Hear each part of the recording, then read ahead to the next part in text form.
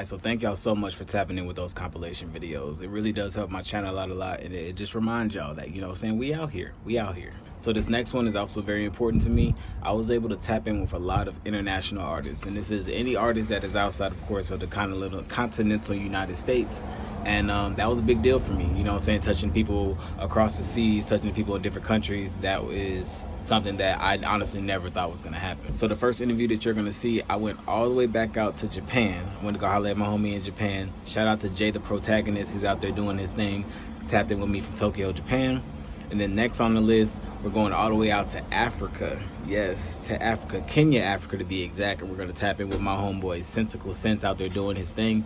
And then lastly, we're going to come back over here across the seas and tap in with my homeboy out there in Canada, Montreal to be exact. My homeboy, 7 Star. Super, super dope videos, super, super dope interviews, a lot of good interaction. Make sure y'all stay tuned. Let's do it. Yo, what's good, y'all? I'm Jay, the protagonist. I'm your baby mama favorite rapper. And I'm plugged in here with Clue the Don, man, and it's Country Fan Mail Podcast, dog. What it is? What's up, man?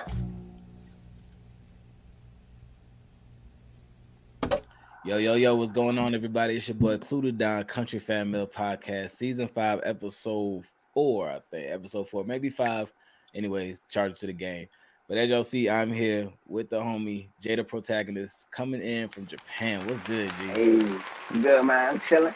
Happy to be on the show, man. Already, man. Oh, for real, man. I appreciate your patience, man. I feel like, man, it was crazy, you know, trying to coordinate getting you on here. Because as y'all heard, he's in actually, man, shit. You tell him where you at, man. Yeah, man. Yeah, I'm originally from the DMV, but I'm out here in Tokyo now doing my thing, rapping. I'm the best one out here. I got homies, and they the only ones out here who can hang with me. So yeah, man, we out here doing our thing, man. We like really live and breathe this shit. I got sound check right after this. I had a show last night. I got another show tonight. So we just been running it up, man. We just decided to come out here, just like dedicate our life to this shit, man. Pass or fail, you know, it's sink or swim. So that's what we doing out here. Yeah. Yes, sir. Yes, sir. Okay. So before we get into all that, because we definitely gonna dive into that, man. I gotta ask you, what was the first song that you listened to when you woke up this morning? Okay. I saw you ask somebody else this on, so this is like you ask this all the time, huh? I ask everybody this question, bro. All right. Usually the first song I listen to when I wake up is definitely a Juice WRLD song. So you could damn near take your pick, but I would say if I like go back on my YouTube, it's probably Juice WRLD, Wishing Well. You know that song? I think I've heard it before. That's the joint. That's the video and the joint he dropped right after he died, and it really struck a chord. He's like singing about taking drugs and overdosing, and then he actually overdosed and shit. I swear that shit happens way too often. I feel like the same thing happened with Mac Miller. You know what I'm saying? That track that he had, I can't think of the one, but he was in the casket. Like it started off, he was in the casket or whatever, and he was kind of, you know, and literally like, what was it? A couple months later, you know what I'm saying? Like he was gone. So like, man, that's crazy, man. Definitely, you know, RP to Juice WRLD. You know, I feel like I hated that I didn't really get super into his music until after he passed. And I mean, I feel like that's kind of like the story. Same with me. You know, it's like, you know, a lot of people say, you know, with Nipsey, like I fucked with Nipsey, like Victory Lap was my shit, but I didn't know Slauson Boy. I didn't know, you know, saying all that stuff, you know, saying Blue Laces and all that shit. I didn't know that until after he passed, and I started diving deeper into his music. But yeah, he was in this movie that I used to watch. I didn't know it was him at the time. Then when he passed, I was like, oh shit, that's Nipsey. I don't know if you've seen it. It's the joint with Ving Rhames and it's him, and they like husband. I said husband, father and son, and they in jail together and shit. I don't think I've seen the name of that joint. At least I didn't realize it. I didn't realize it was Nipsey. Yeah, I wasn't really hip to Nipsey like that. But yeah, Juice WRLD, yeah, I wasn't really on him until he passed either. Like, you know how you just like you see a rapper, like any rapper, you can name any of them, and you just see them and you kind of feel like if you ain't heard them, if you don't know about them, they must be trash. So you just kind of write them off like that. Yeah. Kind of judge them by their cover. But no, Juice WRLD deep, man. I listen to him like every day. Him and Tupac, really the only people I listen to on a daily basis. For sure. Right. Okay. So yeah, so kind of getting a little bit more into that, you know, talking about. I'll say kind of diving into the part where I like to get into like the artists and y'all's mindset behind, so when y'all make the music, when y'all write and stuff like that. So kind of going all the way back, like when was the first time that you kind of you remember picking up a pen? Damn. Hey, I never told this story before, but I'll tell it. I was like 6, 7, one of them ages where it's super young and you can talk, but you sound stupid when you talk. I was with my father and we was in the basement and he had like a microphone set up. I was like, Dad, I want to be a rapper. I was so young. I don't even remember why I said that shit because I don't even think I was listening to rap at the time. But he played a beat and he was like, all right, go ahead, rap. So I went to my room and I like wrote a little something, something. And I think it went something like, come on, rap. Come on, rap. Come on. All I said was, come on, rap. Come on, rap. Come on, rap for like 10 minutes straight. My dad actually sat down and listened to it and let me sit down and record it for a minute. You probably don't even remember that joint. But yeah, that's when I Yeah. actually picked up a pen for real. And then the time after that, I got a little older and I started like trying to actually sit down and write lyrics and shit. And I don't know if you got older siblings, but my brother, he saw me writing. And he like took the paper and like ran away with it and started reading it out loud and shit.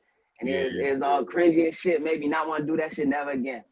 So after that, I didn't pick up a pen to write like raps until like I was like damn near 20 or some shit after that. So, but yeah, that's when I started for real. Okay. That's really All when right. I started. So you mentioned growing up in the DMV, and that's kind of like my second home. I'm from Uh, Charlotte originally, but my dad, he's born in DC. Whole family up there, uh, shit like that. I lived out there for a while. I graduated Annandale High School. oh, So okay, okay. yeah, so I'm definitely tapped in with the area. But so like who were some of your who were some of the people that you kind of looked up to musically, saying, coming up in that area? Because I feel like the thing about DC, like, DC, Detroit, Chicago, Maryland, Baltimore, they all have these like very central exclusive pockets of music. Like there was Yeah, niche shit. go goes Yeah. nowhere else. You know? Right, yeah, that's what I was gonna say. Go Go was probably is like it's just like background noise, you know what I'm saying? So like when it comes to like artists from the DMV like that are actually on like I really can't think of nobody. Like, can you think of anybody from the DMV? Because all I can think of is Wale, and that's really fucking Goldlink, it. Because like I said, Goldlink, oh, Goldlink. oh, see, I don't even know. I'm not tapped in like that. Oh, Yeah. I might have to put you on Goldlink. Yeah. Uh, Dude, so, you got Shy Glizzy. Um, oh yeah, I fuck with Shy Glizzy. Yeah. was from DMV. I mean Maya's from DMV, but I mean that's a it's a R&B singer, whatever. So that's a little Uh, different. But I can't really think of too many other rappers. I mean, yeah, right. I might not be necessarily be too tapped in, but it's like I feel what you're saying 100%. I mean, Yeah, like I feel like it's a like coming up though, like I mean, like was like maybe even outside of hip hop, like what I'm saying, who were like some maybe some other influences that you had? You mean like just from the DMV area or just in Nah, general? just, I'll just say all around. Uh, Influences that I had, motherfucking Stevie Wonder was probably the first. Cause like my dad had like the Stevie Wonder greatest hits, like I remember the purple CD, purple disc, and Really? it was just sitting on the car floor, and it was like a double. It was like the greatest hits. So it was like disc one and disc two, and I used to just bump that joint constantly. Cause at that point you just listen to whatever was around. So I Yeah. remember bumping that joint. And funnily enough, he passed recently. I used to bump Aaron Carter of all people back when he was like a kid and he was popping. Word. And yeah. Aaron Carter, Stevie Wonder, I and couldn't remember then shit about Aaron Carter when he died. I was like, yeah, who the fuck is he Aaron was tough though. He was tough. He had some tough music. I'm not even gonna lie. Carter? I'll defend him. I'll defend him forever. Yeah, Aaron Carter used to go in before I knew what hip hop was.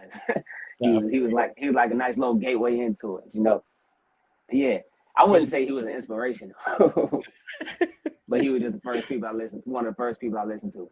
But yeah. like when I first got into it for real, 50 Cent's The Massacre, that's when I really got into hip hop like that. I used to bump that joint nonstop. That was a crazy. Motherfucker Massacre. Yeah, Hated to Love It. I was like, oh shit, this is like the best Oh, that song was a ever. hit of the love it track. Yeah. That I whole think it was album. that whole the game and then the remix, man. And then the video, I was like, oh shit, I'm trying to be a rapper, man. That shit cool. That shit tough. I ain't gonna lie though, that video, I remember that video verbatim, and like I ain't never in my life wanted to go to New York, but 50 Cent made it look cool, and I really didn't give a damn about moving to Cali. I live in Cali now, which is crazy, but I never give a damn about going to Cali until I seen it, and it was just like I remember like I like that. I mean, just that whole track, and then they was on the jet and shit. You know what I'm saying? Them little Yeah. like it was crazy. Like like yeah, that video was very And the whole filter was like real sunny and bright. I can't even really describe it. It was tough. It was like yeah. something I never seen before. It Yeah, was I don't think I really ever seen any other videos like that for real, for it real. was Like I like it feel was like like gritty and it was like different. optimistic as well. Yeah, it's tough. And That's but a I good feel one. like it was crazy about that song though, is like they were talking some real shit. Like, you Mm-hmm. know what I'm saying?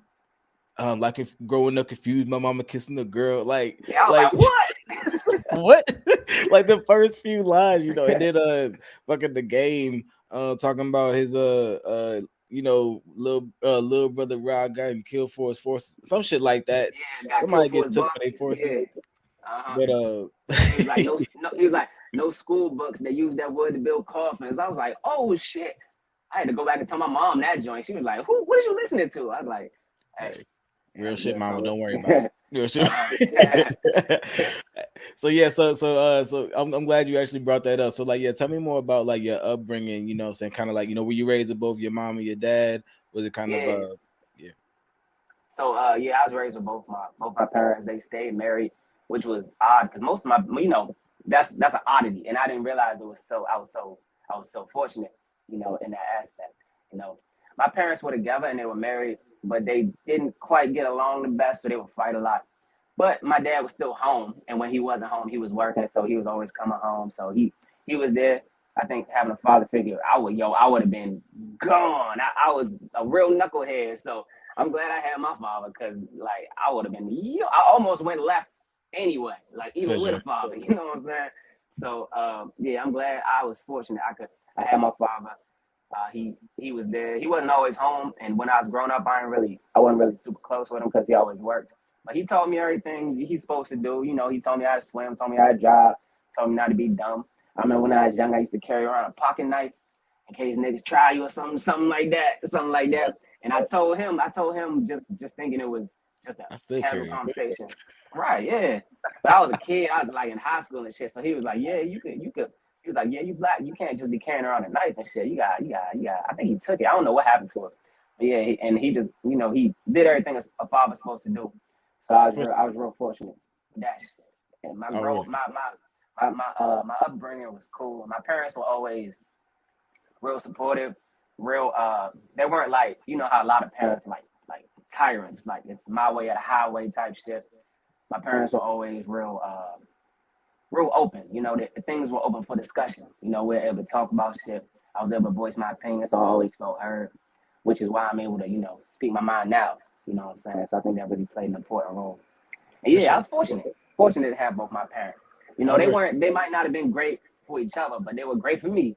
you know. I like that. I like that because yeah. I feel like there's so many different, what I'm saying, mixed versions and blended families, and what I'm saying, and I feel like everybody's story is so different, and what I'm saying, but to be able to really look at it, and what I'm saying, to see that everything wasn't perfect, but to understand that it was your situation and it was good for you, like that takes a lot of, what I'm saying, introspection for real, and Yeah, like that's we something sat that I've down. noticed. I'm sorry. My bad, I didn't mean to interrupt you. But I was saying like, yeah, we would sit down and have like dinner every night and shit. And I didn't realize how important that was. We would do that shit every night. For Yeah. sure. Uh, Yeah, that's a big ass deal, man. But yeah. I feel like though the reason those things are being done, maybe not even for you to realize it right then, but it's for you to realize it later, which is right now. You know what I'm Uh saying? huh. Kind of the Yeah. saying, to be able to put it back for sure. And I hear a lot of that in your music. I feel like there was a one track, I think it was violins. Mhm. That track I actually had to run back like 4 or 5 times because like Thanks, man. you was talking your shit on that track. And it was really like, for one, what I really fuck with is that a lot of the production, what's his name, Ghost, Ghost pops. yeah, Yeah. yeah. I fuck with it, the production, because it's like it's hella chill, and sometimes even your rhyme scheme, or more so your attitude and the lyrics, doesn't fit the beat, but it doesn't kill it though. If that makes sense. Like the beat Yeah, will I be feel you like on some that. real chill shit, and you might be just be like, nah, fucking, I'm gonna hit him with some bars anyways. It Yeah, kind of it's kind got of to. Got to. for sure. Like so like tell me about like your mindset behind, saying, like when you're when you're writing an introspective piece versus when you're writing that joint that y'all did in the club where y'all performed it and you had and like the homies was with you, whatever. I can't think of the track. But We yeah, do y'all that shit killed it all though. the Yeah, time. So yeah, it could be anything. yeah. For sure. Be out here. But when it comes to writing, you know, it's crazy. Uh, it's not really like that. You know, like I remember my girl chilling over here. I remember one day she hit me. She was like, "Can you write shit?" Because I sing a little bit. She was like, "Can you write like a love song or something like that?"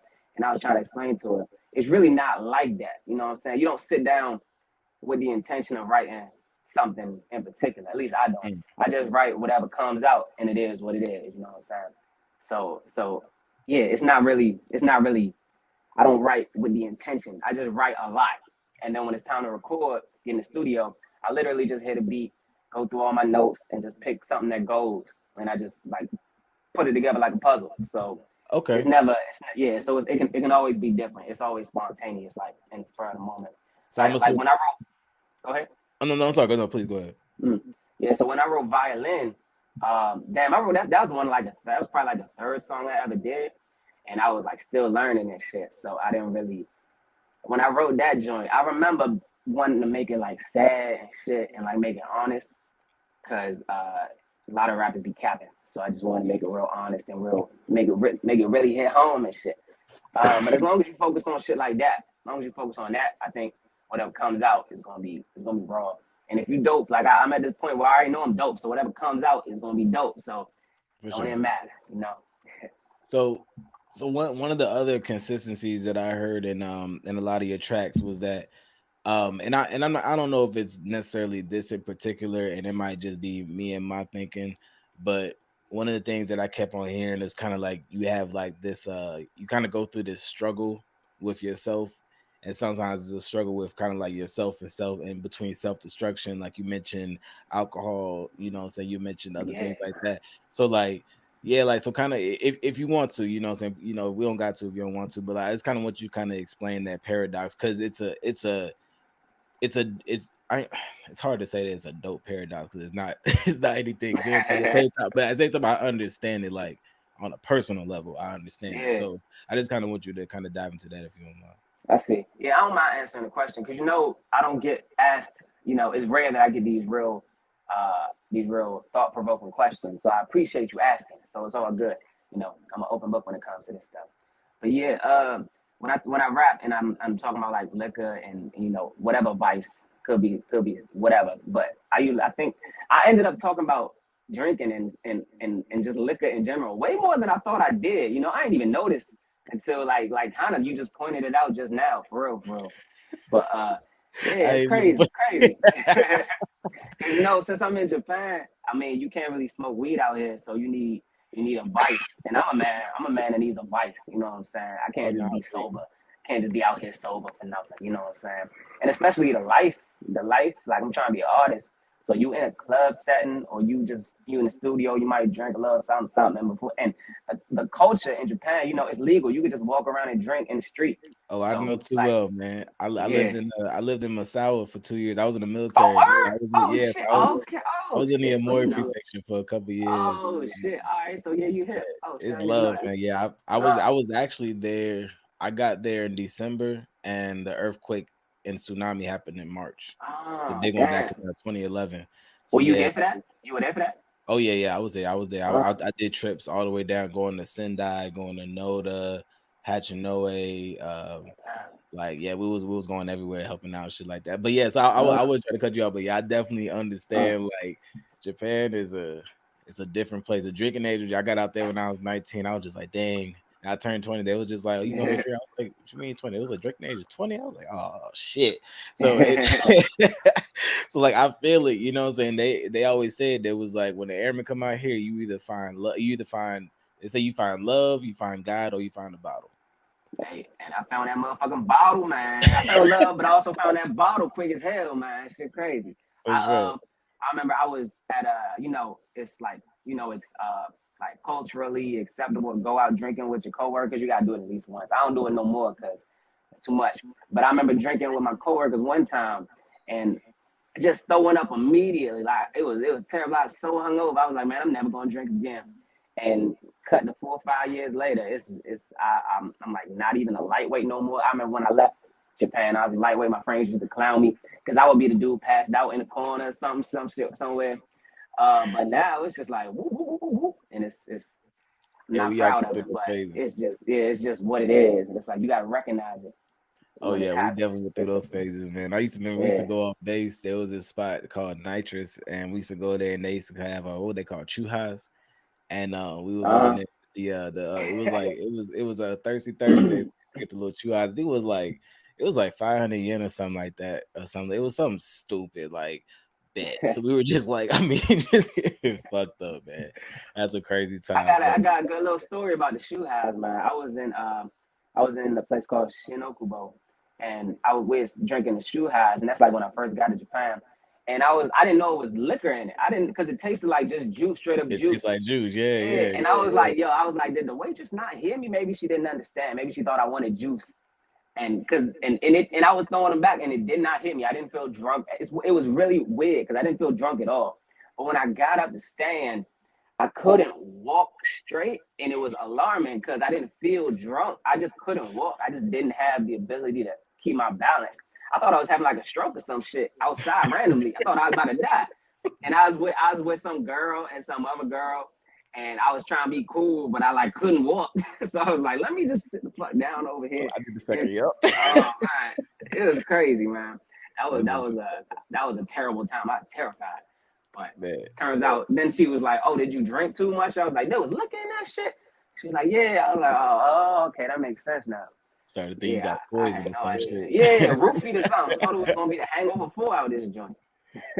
So tell me more about like the not the not to take anything away from the channel that you were tapped in with. You kind of asked you about how it is the black experience in Japan. So I want to ask you that generic ass question. Yeah, it is Especially definitely. since I mean, I was there on a military, So you capacity, know, so it was a little bit, basically. but it was a little bit different, It's like I didn't live like amongst it, like in the city and stuff like that. Like, well, kind of didn't, but it was like near a military base and stuff like that. So I feel like the people that are around the base, they're a lot more used to us versus Yeah, yeah, that's you like probably living definitely in true. the city, right?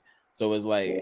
out to kind of remix that question tonight, what I'm saying, to not take off. Cause I'm gonna make sure I plug that I'm gonna plug that interview that you did with a homie in this. Oh, So I don't wanna nice, man. take away from that question. But how is the hip hop scene being black in Japan? And I'm not sure if there is a language barrier. 'Cause I'm not sure if you do speak Japanese or not, but like, how is that? Like, how is kind of maneuvering through that area? Yeah, it's not one of those things you think about, because when I came here, it was just I'm gonna focus on rapping and I say what I say. I mean, it's not like you can do anything about the language barrier, because like you and it's not like I'm not gonna perform because I'm gonna get up there and I'm gonna say whatever. So regardless, so the thing about music is music you can just tap in. It's like I don't know if you're an anime fan, but music is like chocolate. You know what I'm saying? So as long as it connects and they feel it, it's all good. As long as they vibe with it, it's straight. That's a So fact. and yeah, and a lot of it's a hip hop like Japanese. It's a lot of Japanese rappers out here, and Japanese they hip hop they is the shit. yeah, and they be running I it don't know up, what the and they fuck be they're out saying, here. but But yeah, it's definitely an audience for it, and Tokyo's small, and the black community is small, and hip hop community even smaller. So everybody kind of know everybody. right. Everybody's kind of tapped in. So we've done shows where we've done plenty of, well, it's mostly shows with like just a Japanese audience. And sometimes they don't vibe with it. Sometimes you can tell they don't know what you're saying.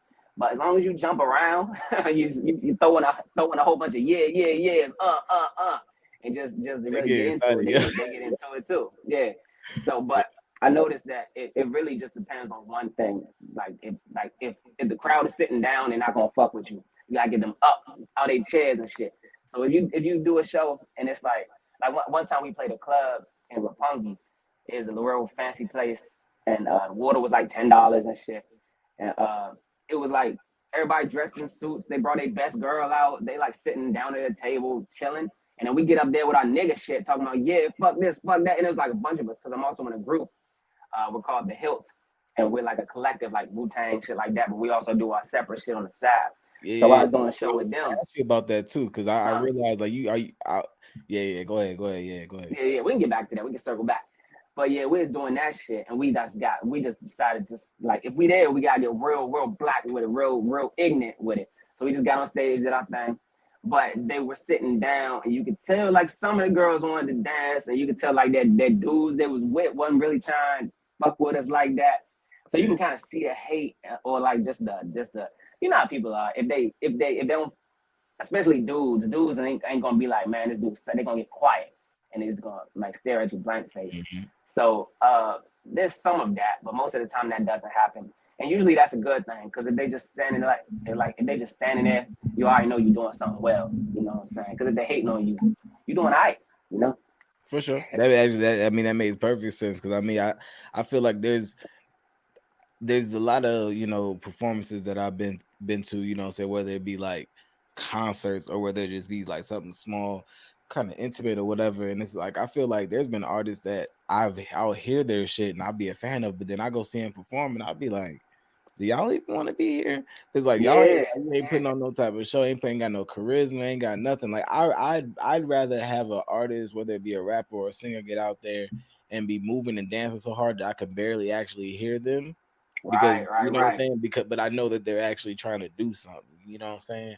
So I Yeah, feel like that's a big difference, and that's a lot of the chemistry that I seen like with some of the videos that I saw, what I'm saying, with you and your homies. And like I can't remember that one guy, he okay, I wish I remember his name, but he did the yeah, chorus song where he was singing, and I mean, when I tell you that dude was so excited in that video, like he was hyped, like he was really hyped, and I fucked with it, what I'm saying, like yeah. throughout the Appreciate whole that, thing, man. even while y'all was doing y'all's verse, he was over there like, I know y'all see this shit.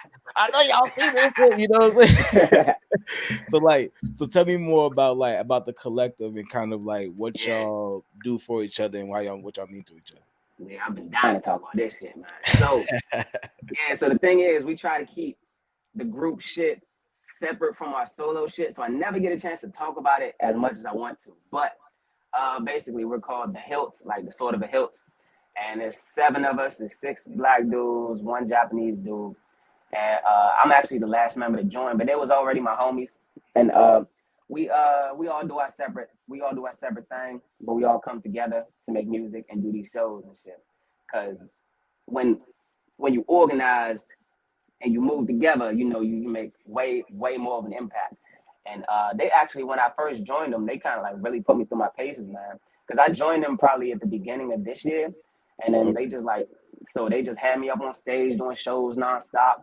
And before I didn't know how to breathe on stage, so I'd be up there like, yeah, damn, they about to pass out, screaming my lungs off, and you don't know it when you like if you don't perform a lot, you don't know. Sometimes the mic is bad, sometimes the mic is muddy, so they can't hear you so well. Hmm. So you don't. So you up there screaming, trying to get your lyrics Trying to out, and you about to. overcompensate, yeah. Yeah, right. So I had to learn how to breathe. I had to learn how to move on stage and not be so reserved and shit like that. So they really put me through my paces, man. We do so many shows. I don't lost count how many times we get on stage with them. And we always rap together. We always freestyle together. It's like all we do. It's crazy. It's like literally all we do, and that's what I love about it, man. It's so crazy, and they all talented. They all dope. They probably the only other people in Tokyo that can fuck with me, give me a challenge. You know what I'm saying? But That's what's yeah, up. the Hilt is dope, man. Shout out to the Hilt, man. And yeah, we ain't from here, but we out here, dog. We out here. I swear we out here. Y'all got to give us a listen, man. Man, man, yeah, the Go Hilt. ahead, please plug it. Yeah. Yeah, it's seven of them. I'm about to shout them out real quick. So it's me. I'm Jay, the protagonist. We got Monsieur Giovanni. We got A Valley. We got Crafty Kid. We got Jay Rovia. And we got MJ the Sensei. And we also got a Japanese dude named Neku. And we the truth, man. We like the only ones out here in Tokyo doing it like this. Nobody fucking with us, man. We do a show and we get hella love. And we just really in our what's the word? Really hitting our stride, man. We out here. It's crazy. It's Yeah, ridiculous, definitely. I I like fuck they like my bad. I ain't mean to keep with it. rambling and shit. But yeah, I think I like they like to be really humble with it, but I like to talk my shit. So when I get on stage, I like to like really I make sure to say something memorable, so they remember me. So I get on stage and be like, "Yo, I'm the best rapper in Tokyo, regardless. I know y'all gonna hate, but listen to this shit anyway." You know what I'm saying? And they're not really on the braggadocio type thing like that. So I like to take it upon myself to do that on our behalf as a group, man. So I'm glad that you asked me because I never get to talk about it as much as this. So Oh no, for appreciate sure. I feel like you gotta talk your shit. You know what I'm saying? I feel like everybody the best, I think I literally just said it in another interview I did. Shout out to Medina and the Stu Court. I think I was literally just saying it about them. I was like, if everybody in your group sound the same and do the same thing and has the same personality and do all this shit, that's a boring ass group. Like Yeah, right. there needs to be somebody that's just, I mean, look at Wu-Tang Clan, you know what I'm saying? Like all the different personalities different. You got the grimy street motherfuckers, you got the motherfuckers who's just, braggadocious over the top. You got the people that's gonna do everything in the background. You got the people that's gonna, that's making plays with the money. You got the people that's bringing in the money. You know what I'm saying? Like you got everybody kind of doing their own thing. So it's like Yeah. I fuck with it. You know what I'm saying? I feel like, if everybody's on stage being like, I'm the best, and if you don't believe it, your baby mama do. It's like, right, who should I believe? But, right, right, but, right, but at the same time, everybody in the crew is still dope. It don't really matter because the baby mama still want on y'all motherfucker. So I feel like if right. everybody Exactly. eating, everybody Yeah, eating. you get it. So yeah, for sure, I fuck with that, man. I definitely Yeah. fuck with that, man. So bringing it kind of bringing it full circle, man. So like one of the things that I like to do, and I feel like this probably actually hits home a little bit different for me because I wish I kind of had an opportunity. I mean, we talking about shit 11 years ago at this point, but I wish I kind of had like maybe technology would have been a little different. But I know when I was out in Japan and shit, like I didn't really have that opportunity to tap back in home and tap back in with the culture and talking shit like that, or Right. really even just to have a mental health check. So like what I really like to Yeah. do is just like for real, like how are you doing? Man, I appreciate that, dog. It's tough. I ain't even gonna lie. It's motherfucking tough. Cause like the work culture, you've been here, so I'm sure you know how it is. Like people jump in front of trains every other day. Train get Yeah, delayed because somebody having a bad day and shit. You know, so it's important to make sure your life around work is a life worth living. You know what I'm saying? mm, And luckily I've been able to carve. Like I'm not where I want to be. Like the thing is, I'm making music every day. I'm doing these shows, and I like in my head I already feel famous. You know what I'm saying? I already feel like I'm there. The only difference is I'm not rich. I ain't got my pockets. My pockets ain't up yet. You know what I'm saying? But we yeah, gonna get there. You know what I'm saying? Because I'm doing what I love. There's nothing else I would rather be doing. So that's like I take it as a win. I know I'm like just the grind, everyday grind to the top is hard, but I'm literally doing everything in my power to get there. So it's tough, but it's definitely worth it. So I could say I'm doing good. I'm definitely doing good. You know, for yeah. sure, man, I, for sure. I appreciate that question too, man. Hey, no problem, man. I appreciate your honesty, man. I feel like, I'm saying so many times, you get asked that question and pass and like, oh, how you doing? I'm good. How you doing? I'm good. Like by the time you even get a chance to respond, the person that asked you 10 paces behind you because they really just Asking don't give asking the next a person how they doing. exactly, because you really Yeah. just don't give a damn. You know what I'm saying? So like, I did an experiment one day that every time somebody was just like, hey, how you doing? I would actually stop walking and look at them and be like, well, actually, I'm, and I would see who actually was gonna stop walk, like who was going, and literally every single person like was caught off guard that I stopped walking. They're just like, oh I shit, fuck he with that. actually wants to tell Yeah. me how he's doing. So I feel like it just kind of helps people be like, for one, don't ask questions you don't really want to know the answer to, and Yeah. secondly, sometimes asking somebody that question and listening to their response, even if you can do anything about it or not, could be what that person really needed. You know what I'm saying? Yeah, because all artists really want us to be heard. I think J. Cole said that shit. All artists want to be heard. So if you ask an artist how they doing, you should probably listen. You know what I'm saying? Don't ask us if you don't want to know. You You know. know what I'm saying? Like, don't ask if you don't want to know. I fuck with that, man.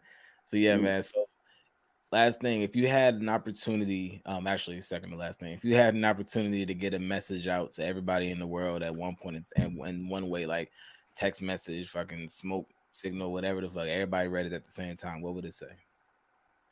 I would say I'm gonna keep it strictly music based, but I would say this, man. If you a rapper, right? If you want to be an artist and you got the dream to do it, you know what I'm saying? I would say the first thing, the most important thing you gotta do is tell motherfuckers. You can't be rapping in your room by yourself, telling one or two people. You gotta feel that shit. You gotta believe it yourself, and you gotta let other people believe it. You know what I'm saying? Because Because the only reason I met my producer was because I told two homies in a coffee shop one day that I rap. And then my homie, who he don't rap or nothing, he just happened to know a guy. Yeah. We were sitting in a coffee shop, right? And we failed. We had taken a test to get a raise in salary and shit. I failed the shit. I knew I failed the shit. So we was in the coffee shop talking and shit. And I was like, yeah, man, I'm trying to rap. It'd be cool if I could like meet a producer, make some music, maybe shoot a video out here before I go home and shit. And he was like, oh shit, I got a producer in Koenji. You can probably just hit him up and shit like that. And Yeah. then that's how I met Ghost Pops, man. And Ghost Pops has made all my music. Ghost Pops has given me free studio time. Ghost Pops has been my mentor, helped me write, sent me home with my rounds with shit. You know, he really like put me through my paces, man. He is crazy. And it all happened from that one conversation, that one passing comment that I almost didn't fucking say. You know what I'm saying? So my one message would be fucking tell people if you got something you want to do, you gotta go for it, and you can't be scared. You can't play scared. You gotta let people know, and you can't be shy about it. You know what I'm saying? You gotta get there. You gotta get out there. That would be my message, most definitely. I fuck with that, man. I definitely fuck with that. Yeah. You know, I feel like that's something that I struggle with a little bit. I still kind of struggle with. I feel like when we out and about, like my wife be the main person, be like, he has a podcast. Like I be chilling, Yeah. but she always, but it reminds me, you know what I'm saying? Like that's the only way people gonna know. That's Yeah. That's why I plugged my channel on the on being black in Japan.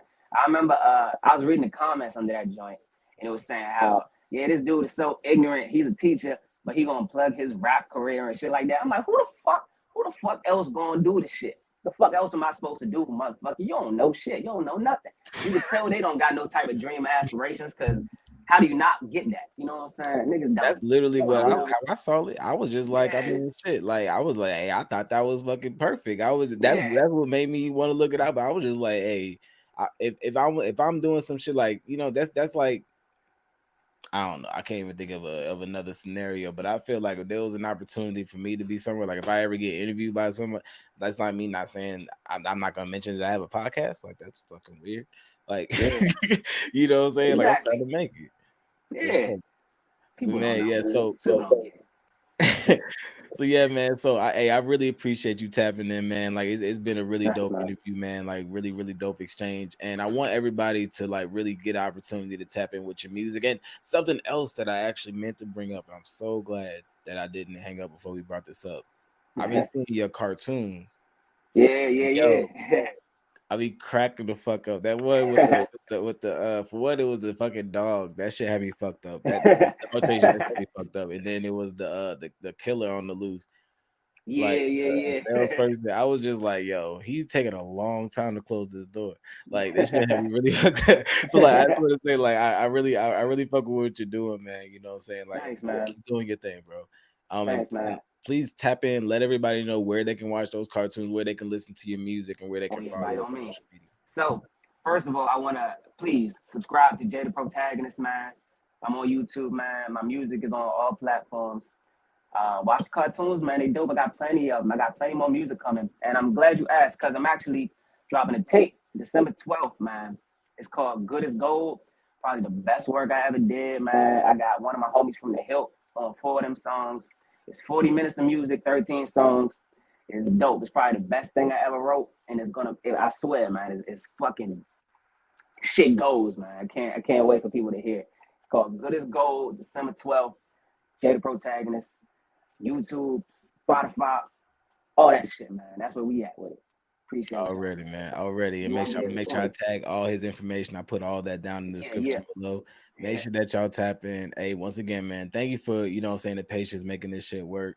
Got you on here, man. Shout out to the team. Shout out to the whole hill. Shout out to your Hey, lady. I heard you mention her. Shout out to, yeah. moms, dads, everybody, keep doing your thing, bro, and keep your head up Thanks, for man. real, man. Shit's gonna get better. Thank you, bro. Appreciate you, man. Already, Thanks for man. having me. Thank you for sure. And everybody watching, include the motherfucking Don Country Family Podcast. We out this motherfucker.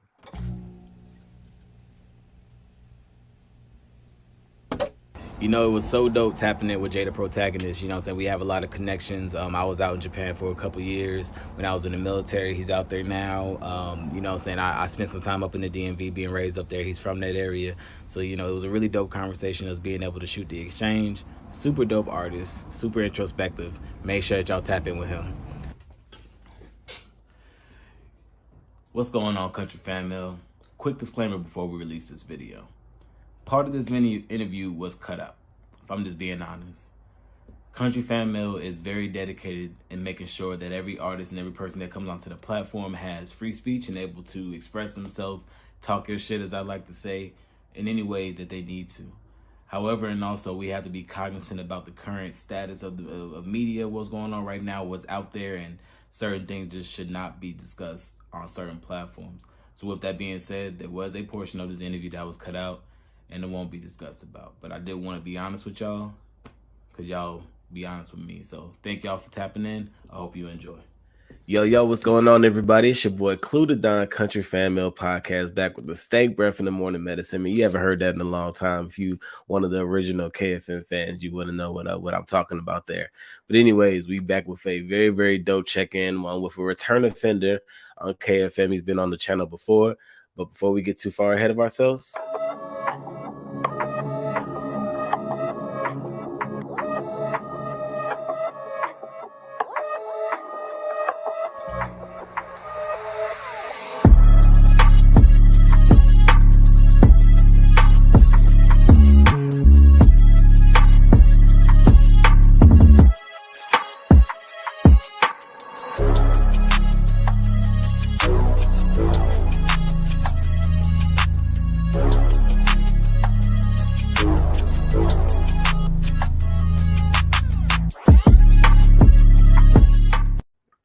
Yo, thank you again for coming back and checking in for another episode of Country Fan Mail. This is episode 121. Yes, episode 121. So yes, thank y'all for tapping in. It's been an amazing journey. So before I get into this interview, something that I wanted to make very apparent. I do not know who majority of the people that listen to my episodes are, which is fine. However, I would really like to know and like to engage with a lot of my listeners, whether it be in the United States and Canada, all around the world. So if you have the opportunity and if you have an Instagram, make sure that you go look at that link below and follow my Instagram. That is Cluedadon, aka is KLUEDADON. Make sure that you follow my Instagram, Cluedadon Country Fan Mail, so I can know who you are. We can interact with each other. I can get some ideas. Maybe you could pass me some artists, all that and above. Thank you. Just wanted to throw that out there. Secondly, as you can still hear, I'm still a little under the weather. So please definitely bear with me as we get this interview in because I did not want to miss out on giving y'all the content that y'all are looking for. So with that being said, I have Return Offender, as I mentioned before, coming back to the channel. Really glad to be able to tap back in with this cat. My first episode was amazing. Definitely a lot of information exchange back and forth. And he wanted to come back. The people wanted him to come back. So I'm definitely not going to hold the people against that. So with that being said, bringing back my brother to the stage again from Kenya, Africa, Sensical Sense. What's going on, G? How you doing, man? Am I the first one to come back twice? No, you're not the first. You're not the first, but there's not too many. There's not too many. You're part of a really exclusive alumni right now. Okay, all right. So I'm a friend of the show. Oh yeah, yes sir, man. You're definitely a friend of the show, man. Definitely a friend of the show. I appreciate you coming back, man, for sure. Appreciate it, man.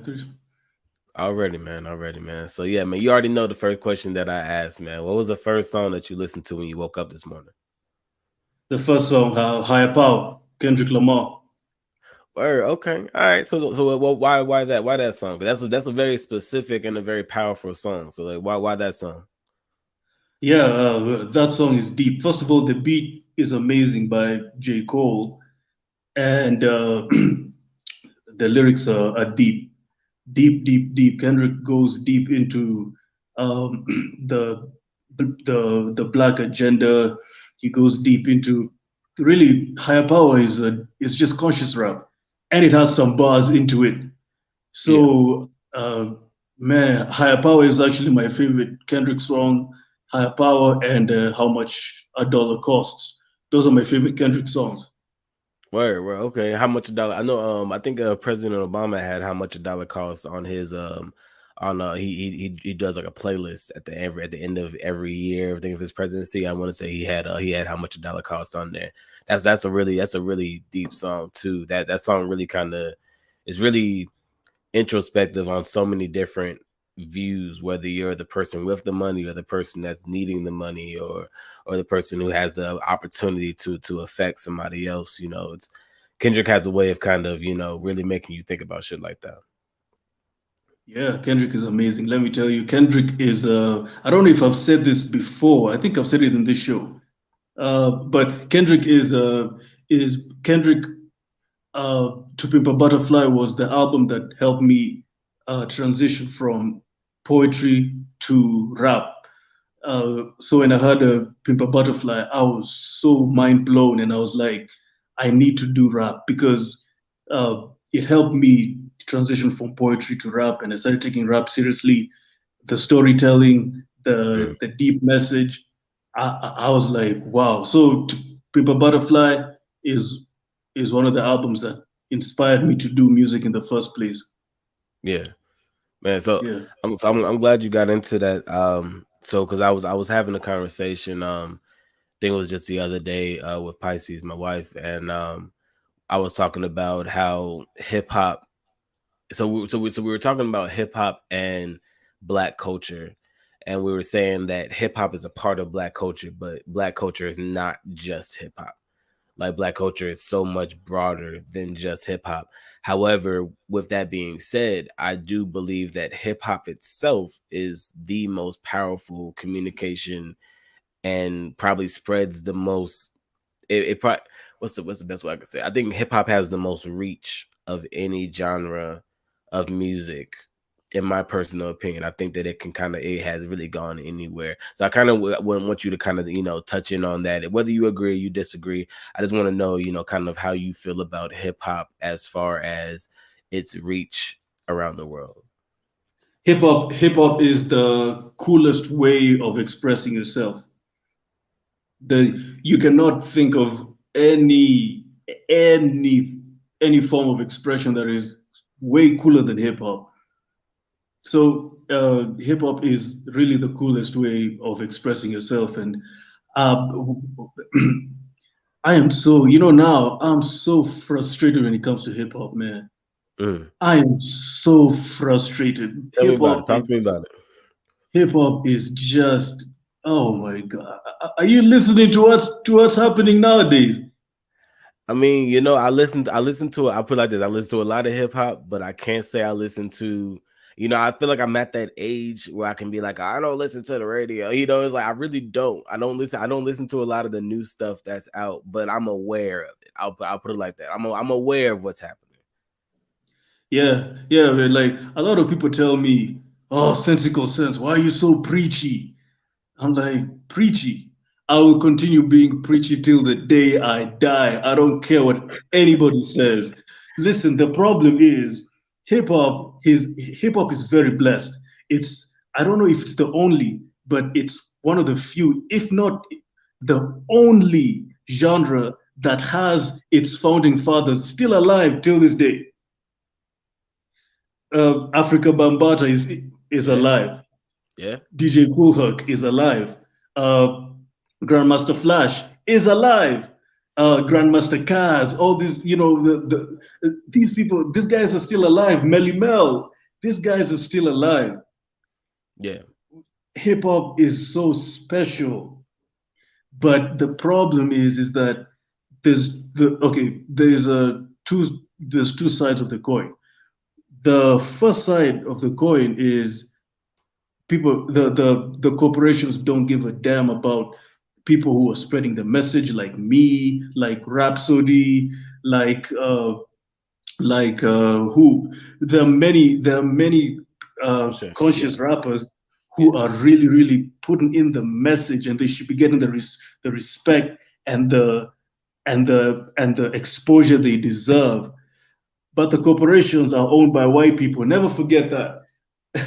It's owned by white people. They will Fact. never ever push for for a KRS-One, or they'll always push for the people we are seeing nowadays, people who are, I mean, hip hop is in a really really bad place, and I I'm mean, so frustrated. so I mean, so with that being said, it's like, so because I mean, I mean, we know that there's a lot of people in the game that clearly aren't, well, you wouldn't consider conscious rappers, or you wouldn't consider actually putting out necessarily a positive message per se. But it's like, you do have the Kendricks, you do have the Coles, you know what I'm saying? You do have, you know what I'm saying? You do have the people. So it's like, do you feel like they only have a certain amount of slots for people to be on that, to be on that level? Or do you feel like that Kendrick was just cool enough to be able to be conscious and be able to be popular, essentially? Well, they can only allow a few. You understand? But the thing is, me, I'm a revolutionary. I'm a Pan African. No one is talking about the revolutionary thing. Back in the day, there were a lot. Public Enemy, KRS-One. Nowadays, it's so hard to find someone who is really, really, really, really going into white supremacy and really, really spreading the message of Pan Africanism and Garveyism. And honestly, let me just say, I am like, when I said, the first side of the coin is the young people. The young people uh, who are being promoted by these corporations, the white people put them on the limelight so that they can see, so that they can sort of release an agenda of, you see, this is how they act, this is what they say, this is how ignorant they talk, and this is how these black people are. Mm-hmm. Now, the other side of the coin is the OGs, who I was talking about earlier, uh, the pioneers, the experienced ones. Some of them are really, really, really speaking up. KRS always, Chris is my favorite hip hop artist of all time, Yeah. because not only because of what he does in the studio, but outside the studio. So, but I'm telling you, many of them really don't care. Many of them really don't care. It's either they don't care or they are profiting off of these people who are ruining hip hop. Hmm. And it's sad, Clue. I'm telling you, for lyricists and for storytellers and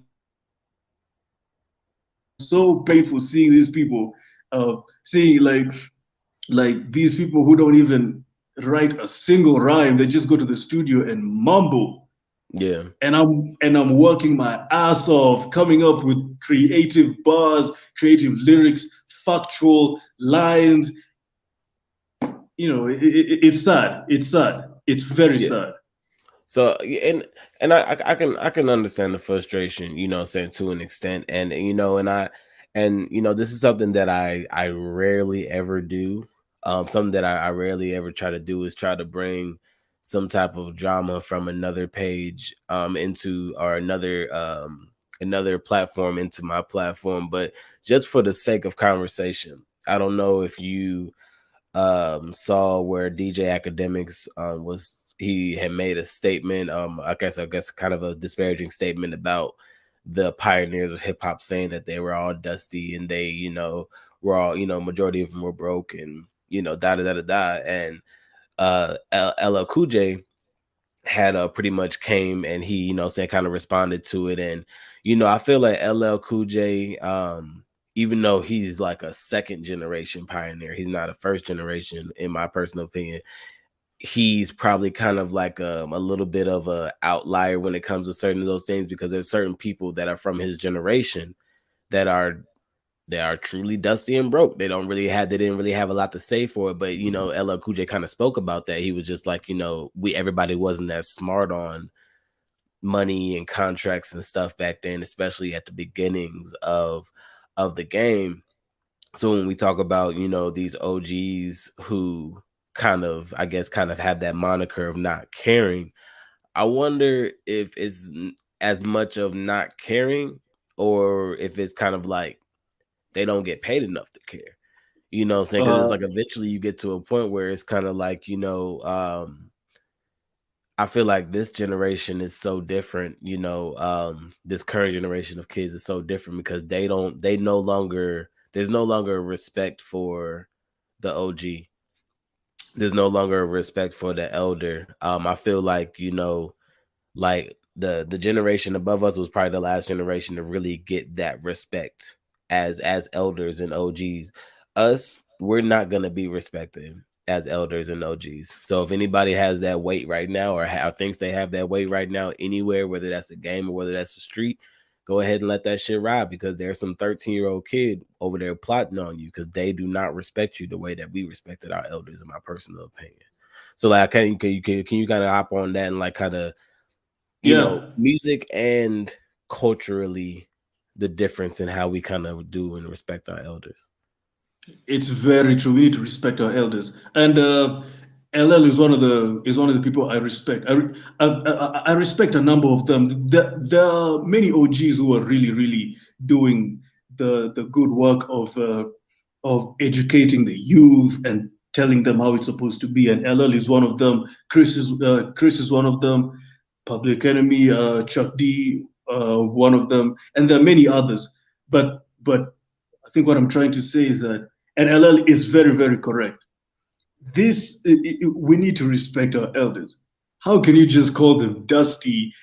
Excuse me, the reason why you have a podcast right now, the reason why you can sit down and talk about hip hop, is because of people like the people who you're calling dusty. So I feel like that's very disrespectful, and that speaks to the youth. Let me tell you, there are many, many, many people who are of my age in the 20s and in hip hop who are very disrespectful. They don't get the journey of hip hop. They don't get what these people in the 80s, people like Rakim, people like Eric B, people like Big Daddy Kane, Wu-Tang, in the 90s, they don't get what they went through. And even in the 70s, the pioneers, they don't get the journey. So now they're just looking at them like they're just a bunch of dusty folks. And I disagree with that. We need to respect our elders. I mean, look at country. Country music respects the hell out of Kenny Rogers and Dolly Parton and elders. That's facts. And Hank Snow and all these white country artists. Look at rock. They call Elvis Presley the king of rock, and almost half of his music was from black folks. 75 to 85%, I'd like to say. Oh, it's even worse. Yeah, it's even worse. It's even worse. And the movie, I watched the Elvis movie, and I was like, wow, these white people know how to clean up their act. I say these white people, they know, because I mean, Elvis is a known pedophile. Elvis is a known racist. I mean, Elvis actually suggested to President Nixon that actually there's a story of Elvis suggesting to become a spy so that he can spy on the Black Panther. It wasn't in the movie. In the movie, he's actually depicted crying about Dr. King dying. So they're trying to depict him as a good person. As a good person who loved black people. No, this guy was a racist. This guy was a racist, and we don't see that. And I was like, wow. You have white people know how to clean up their act. You have a point with white people because I feel like so I can't remember who it was that made the comment, and I want to tread real lightly when I make this comment, but people are gonna assume or whatever. And he was like, I'm not trying to say that anything what this person did was right. He was like, hey, they're wrong. He was just like, when you look at R. Kelly versus you look at Elvis, or no, I'll say Michael Jackson versus Elvis Presley. I'll use two people who aren't here anymore, right? When it came to The music, Michael Jackson, his career, his life, da da da da. Comes to music, Elvis Presley, his career, da da da da. But then when you look at the negative things that they might have done in their life, proven, unproven, all that shit, white people will still ride with Elvis to the day he died. I mean, to the day he died, to forever. Versus Michael Jackson, so many people are so ready to throw Michael Jackson away or to throw away his legacy because of things that proven or unproven, may saying proven guilt. I mean, innocent, all this other shit. They still want to find a way to tear it down. And like I said, I'm not trying to defend anything or anybody that has done anything wrong. If they've done something wrong, then they're wrong. However, and also when you look at white people, they literally ride with their people regardless. And They there's do. unity They in that. do.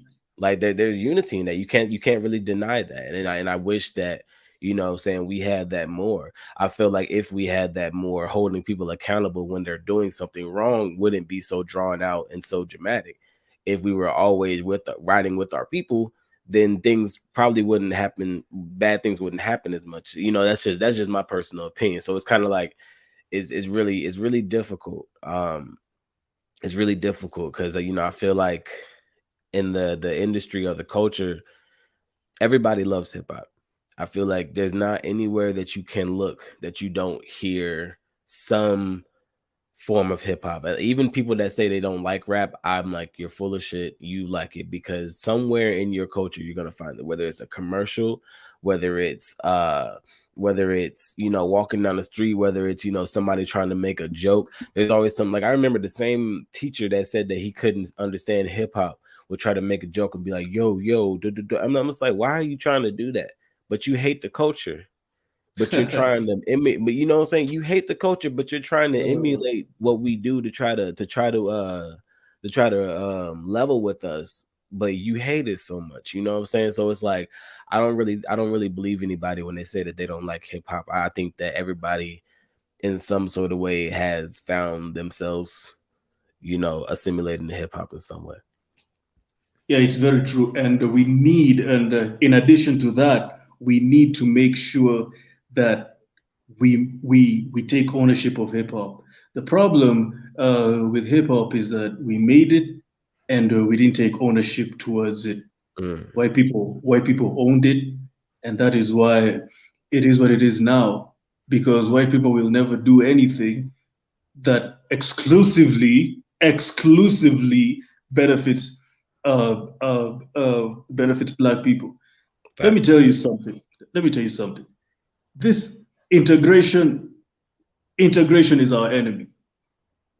How can you tell me that you want to integrate with white folks and Latinos and Asians and any non-black person? How can you tell me you want to integrate with other communities and yet Africans haven't integrated themselves?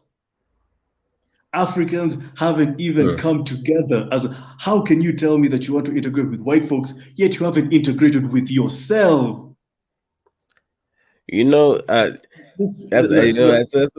a good ass question. I mean, it really, saying it has me going on, saying like no disrespect to anybody else out there. I just want to put this out there. But when people say the whole black and brown thing, it's like, I don't really hear too many brown people, I guess I'll say the Latino people being like, oh my, black and brown. I hear them talking about brown. Yeah, I hear them talking about, Latino power, which they're in their right to.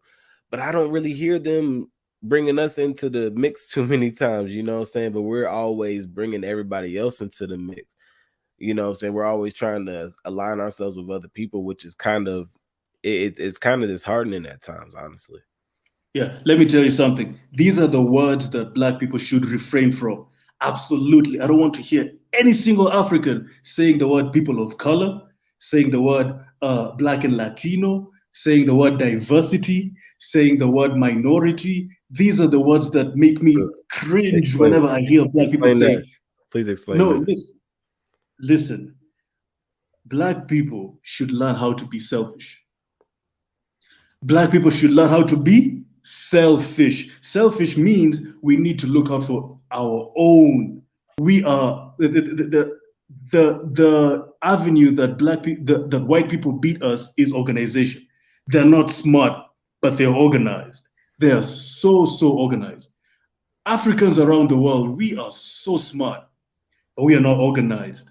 Listen, That's the, we are we that's are the issue. extremely smart. Like when I learned not too long ago, there was some person. I'm gonna assume that they were black. I'm just gonna assume that they were black, and this is not to be racist, but I'm gonna assume they were black because it was a really intelligent thing to do. I learned that not too long ago there was some person that learned how to transfer your balance of food stamps, which I don't know if y'all have food stamps in Kenya, but food stamps are like as a government assistance, money that you get on a card that you can spend on, food essentially. Somebody figured out how to transfer your balance from food stamps over the Cash App. So people were literally getting money, like, Wow. actual money for whatever. Now, granted, I'm just like, wow, okay. Some people might look at this and be like, oh, those are crooks, those are those are criminals, And but I'm also like, it takes a really smart person to learn how to fucking do that.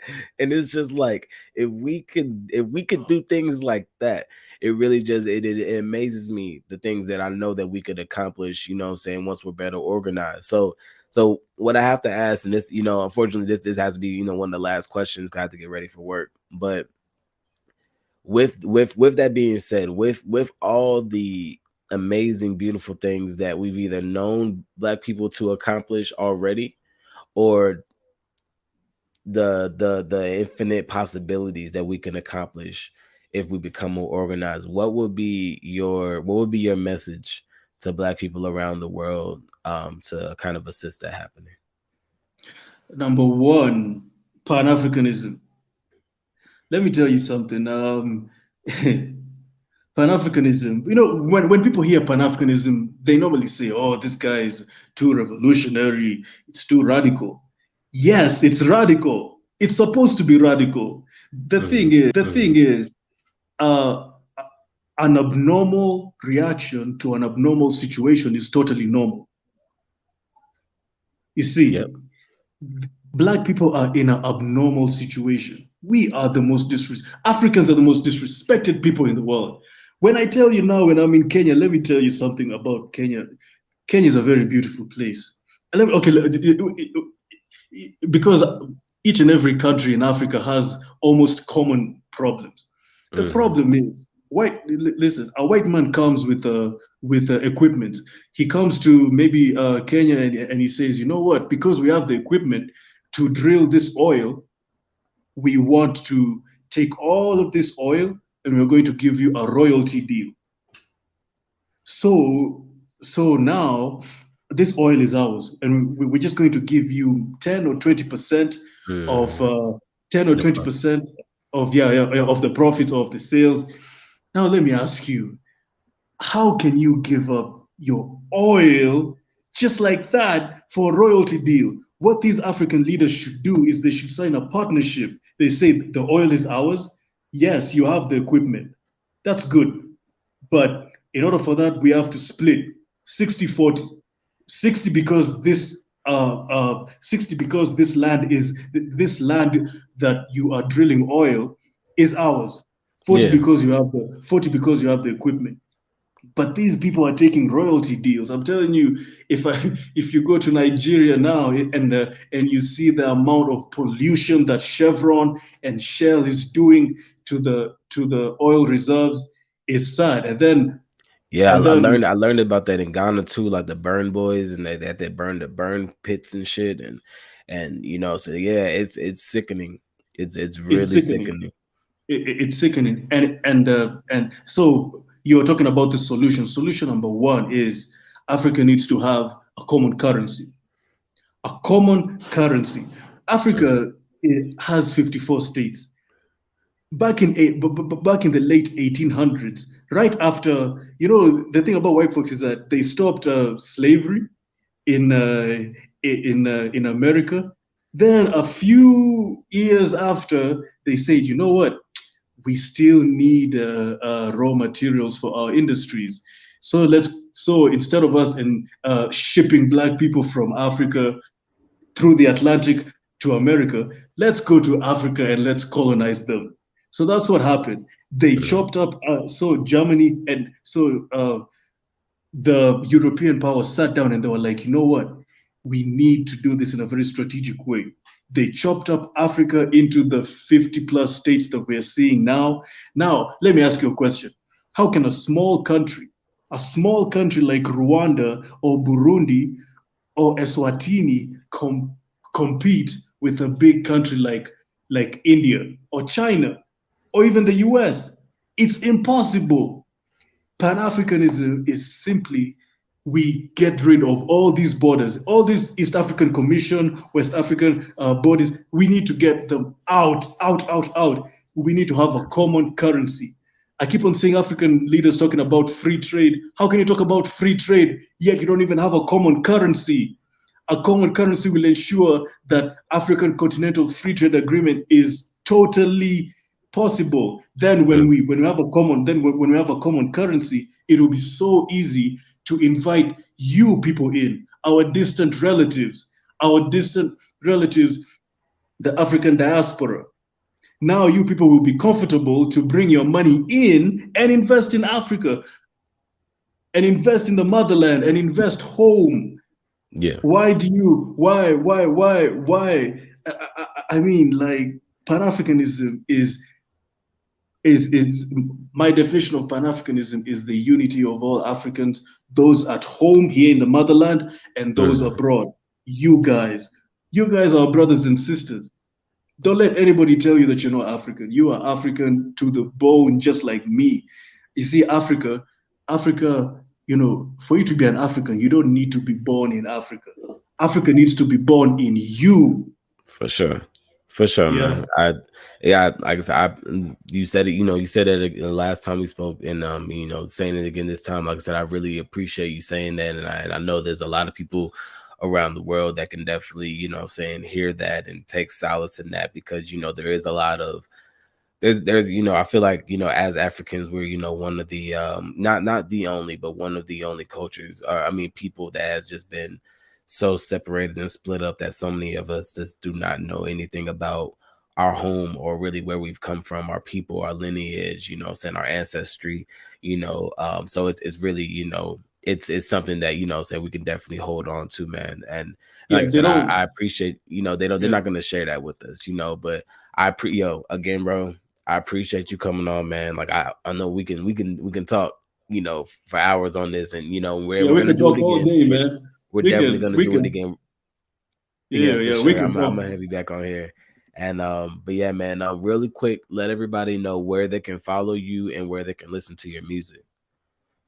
Okay. In Instagram, it's at Real Sensical Sense, and Twitter is at Sensical Sense. I'm only on Instagram and Twitter. I can't deal with TikTok. Maybe later on, but it's too much. It's too much for me, man. But remember, the message that I want to leave, my final message: Black people, be selfish and look out for your own. It's not bad to be selfish. Other communities do it. Why not you? Refrain from the words people of color. Refrain from the words marginalized, Black and Latino, diversity. Refrain from all of those words. Focus on, it's not Black and Latino, it's Black and Black. Full stop. Nothing more, nothing less. Already, man. Talk your shit, man. You heard it. Black people, be selfish. Take care of your own. Clued Down, Country Fan Mail Podcast, Sensical Sense. Make sure that y'all follow my Instagram, KLUEDADON. Thank y'all for tapping in, and I'm going to start this reel as soon as I find my mouse, and here we go. Thank you. Appreciate you coming in, bro.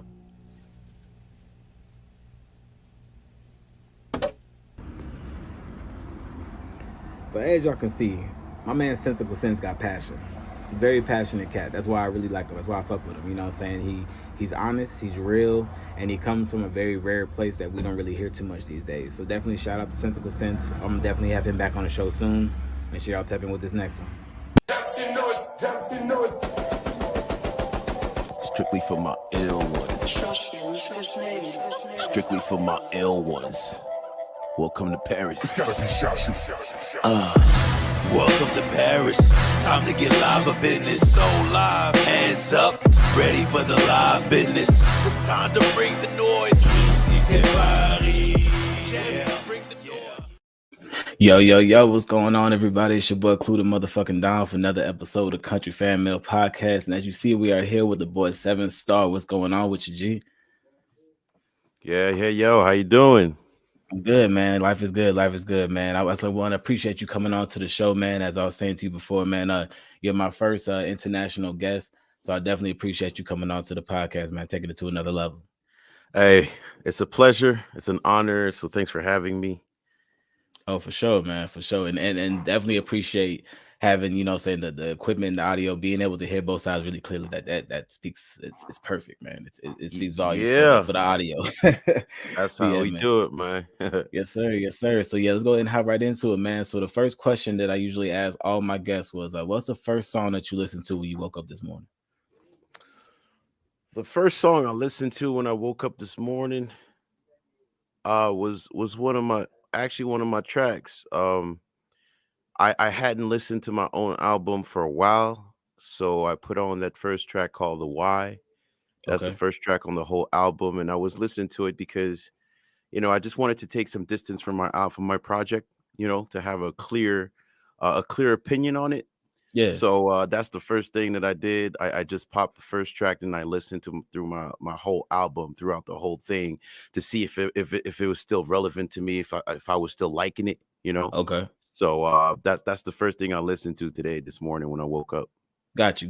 Okay, and can you actually go deeper into that track? Because that's the intro of your album, Diff Diff. And honestly, I speak about it. Intros are really big to me because I feel like they really set the tone for the album. And honestly, the intro, it really did lead into the album just being buckets hell, man. So yeah, can you go into detail about what The Why was? The Why, I always wanted to start my album in a different way, And when I was exchanging like texts with Playa, is one of the producers on my album.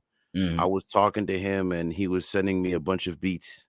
And I heard that song that he had already released, actually. And I just thought it was interesting because it was a beat without an actual drum. So he had the version with the drums that was on his Infinity album. Yeah. But then he sent me the version of that beat without the drums. And I just thought that it sounded so different and it sounded so cool. And I was like, you know what, that would be a great track for an intro, because it kind of like it allows me to set the tone for the whole project, but to also, from a lyrical perspective, be able to just let people dive into my personal life a little bit, my personal world, and really let them know what I'm about, For sure. And when I heard the beat, I was like, yo, I'm sold. I need this. This is going to be the intro to my album. And I just thought that it was going to sound different. And I just started writing to it. And I just really wanted to have an honest dialogue with whoever's listening to me, so they could get to know a little bit more about me, So I think that it's always important to know why we do certain things. The purpose that we have in life is probably the most important thing in order for us to move forward. So that's why the track is called The Why. Okay, I appreciate that. And when you said the people that are listening, like, who did you think that your target audience was going to be? Because I know that too, on the side of it, you definitely, you knew the crumpers are going to be feeling it. And then on the side of it, you actually spitting, saying you're a real lyricist. You're not just a, crump rapper or whatever you would call it. So like, what was your target audience with this project? My thing with Diff Diff is I always wanted to make crump music that would appeal to everybody. You feel me? Like, even if I'm not a crumper, I could just still listen to the track while I'm driving to work or while I'm working out, for the everyday person to just listen to what I'm saying, and at the same time make them curious about what crump is about, what crump culture is about, Yeah. So I kind of didn't want to, as much as I've been super inspired by Spartan, Tight Eyes, who are like my favorite crump rappers. I also realized that if I do go back to rapping, there's no way that I could do it like them. That there's no way that I could talk about the same things, that I could use the same content, have the same approach. So I really wanted to make something that was accessible to everybody, because it's also a representation of my community here in Montreal and Quebec, where we have people from so many different backgrounds that come to our classes. We could have a lot of youth. You know, I teach a lot of classes, you know, to the youths and all of that. So I just wanted that album to be something that they could listen to, and keep it positive. You feel me? So I really wanted to bring Crump to like a mainstream type of place. I can feel it. Because I know that Crump is very underground still, but I believe that Crump belongs everywhere. You know, Crump Yeah. can be on Broadway, Crump can be on movies, you know, And on was and television or is. whatever. Yeah. And it's like, yo, if I drop a video, I want it to be as good as a J. Cole or a Kendrick Lamar video, because I believe that that's how rich Crump is. You feel For me? So sure. that was my whole approach when I created the project. And we're gonna definitely get into the visuals and how dynamic you definitely made it, because that was really the thing that really, you know, attracted me so much to the project, was just really how dynamic you made it within the music, the lyrics, and also adding the visuals in it. That's a big thing, especially within the Crunk world. But before we get into that, you talked about, you know, where you're from, Montreal, Quebec.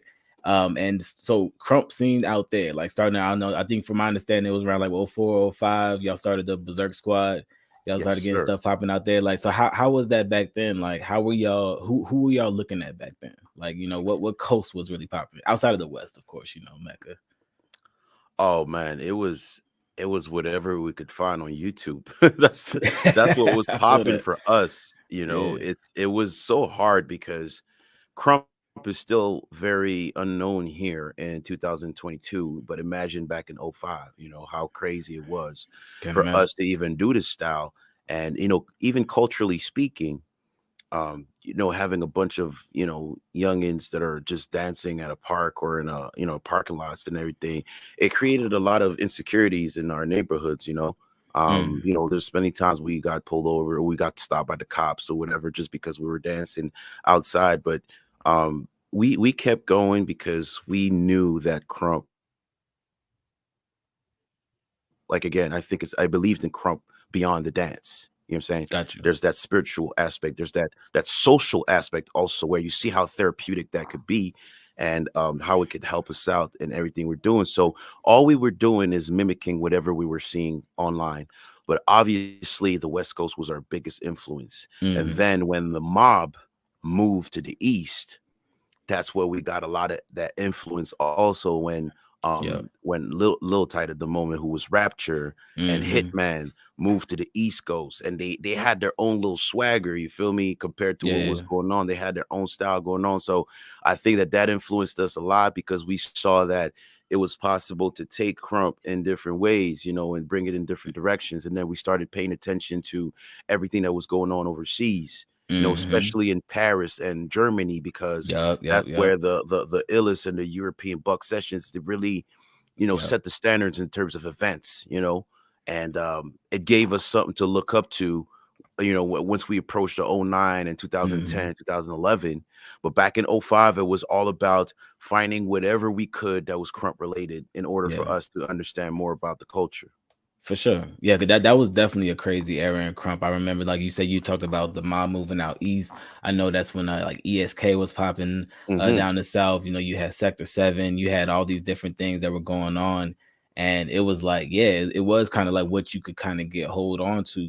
And it's crazy because you know, me being you know, a stateside crumper, how you know how you see it, we didn't I feel like a lot of us didn't start paying attention to overseas until it was almost too late. Like Hmm. when you started actually paying attention to what was going on across the border, or even across the seas, it was like, yo, these cats are on another level. You know what I'm saying? That's when you start hearing about, you know, Canada. Cause I think the first crumper from Canada that actually that I heard about was Taminator. Hmm. I think she was the first one that I heard about. And is she from the same from Montreal as well? Yes, we're same city. We started together at the same around the same time. With the same big homie, you know. So Got yeah, you. me and her have the same kind of the same, you know, path in terms of Crump. That's what's up. That's what's up.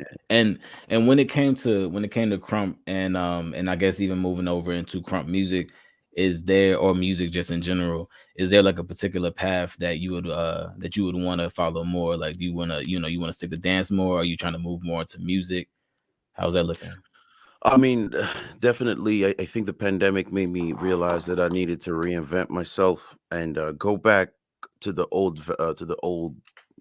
old stuff that I used to do before I started dancing. Because before dance, obviously, I was rapping. This is something that I was doing since the age of 14. And Okay. obviously the pandemic made me go back to writing. I did a little podcast called the Street Dance Talk for like 6 months because I wanted to test out my ability to, just be out there and hold conversations with people and maybe have a podcast in the future. For sure. So it was just me diving back into the stuff that I liked, and I definitely have a lot more pleasure right now making music. Okay. I think it's because it's something that's new and refreshing. Not saying that I'm not gonna dance as much, but Hmm. definitely right now that's what's keeping me, involved and active within the community, within the culture. Yeah. And obviously, right now we're still in lockdowns, and there's still a lot of crazy stuff happening here in Quebec. Exactly. So it's hard for us to get together and gather. But I figured that if I don't contribute through the dance, then I'll just do it through the music. But I think that my key word is experience, because I feel like Crump has grown in so many aspects, music wise. Now you have Crump rappers, you have Crump dancers, you have Crumpers that organize events, and I'm just thinking to myself, well, if I keep pushing this in these directions, then eventually I'll be able to offer people an experience that goes beyond just a dance. You feel me? Yeah. Yeah. I'm currently working on a project called The Concert, and if things open back up, like Lord willing, I'd love to do like a Crump concert with live musicians, like an orchestral type of thing, That sounds um, amazing. and have only Crumpers that are hired to dance and all of that. So it's like all of these things that I have in mind is like, okay, Crump, we know the dance, but now we could go so much farther Take with it it. to another level. Yeah. And speaking of taking it to another level, can you go into detail about I saw a clip of your piece. I think it's called please forgive me if I'm pronouncing it wrong. Anima Darkroom. Anima Darkroom, yes. Anima Darkroom. Yes, yes. So man, I saw just like I said, just a piece of it, and it was. I mean, it's hella powerful, and like I'm trying to figure out how I can find it. I was like, somebody must have bootlegged it and put it on YouTube, but I couldn't find it nowhere, man. But can you explain to the people like what was the motivation behind that piece? Yes. So back in 2018, I was approached by Lucy May, who's a contemporary dancer, but also now a crumper. She's really involved in the whole community and all of that. But she comes from a contemporary background, and she started taking my crump classes in 2016 in Montreal every week and all of that. And it's like when she approached me, she said, "Hey man, like I'm really thinking about maybe working on a project, trying to find some grants and stuff like that so we could start working on a project. I don't really know exactly where I want to go with it, but I'd be interested in working with you. I think we could come up with something pretty interesting." So I decided to say yes. I was happy about it because it was my first time working with somebody who actually had a true interest in, the crump culture. There's a Yeah, lot of contemporary dancers that approached me, but they didn't have the will of really understanding, like, oh, what is crump about? And or not just take a crumper and add them to a piece or whatever, but really trying to work with them and create something authentic. got you. So when Lucy approached me and told me like, "Hey, I want to work with you," I was like, "All right, let's do it." And we started working together without really knowing where we were going to go, and we Hmm. ended up creating a 1 hour solo piece.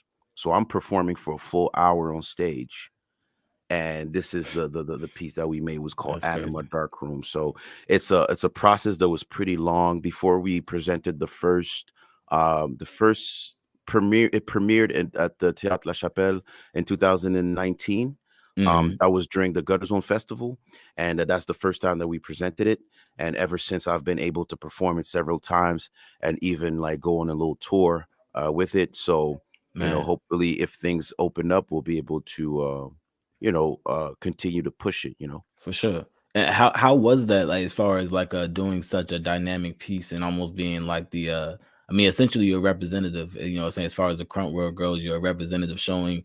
I'm assuming different crowds or different groups of people what this could look like. Yeah. It's it's a blessing, you feel me? Because it goes back to me saying like how crump belongs everywhere.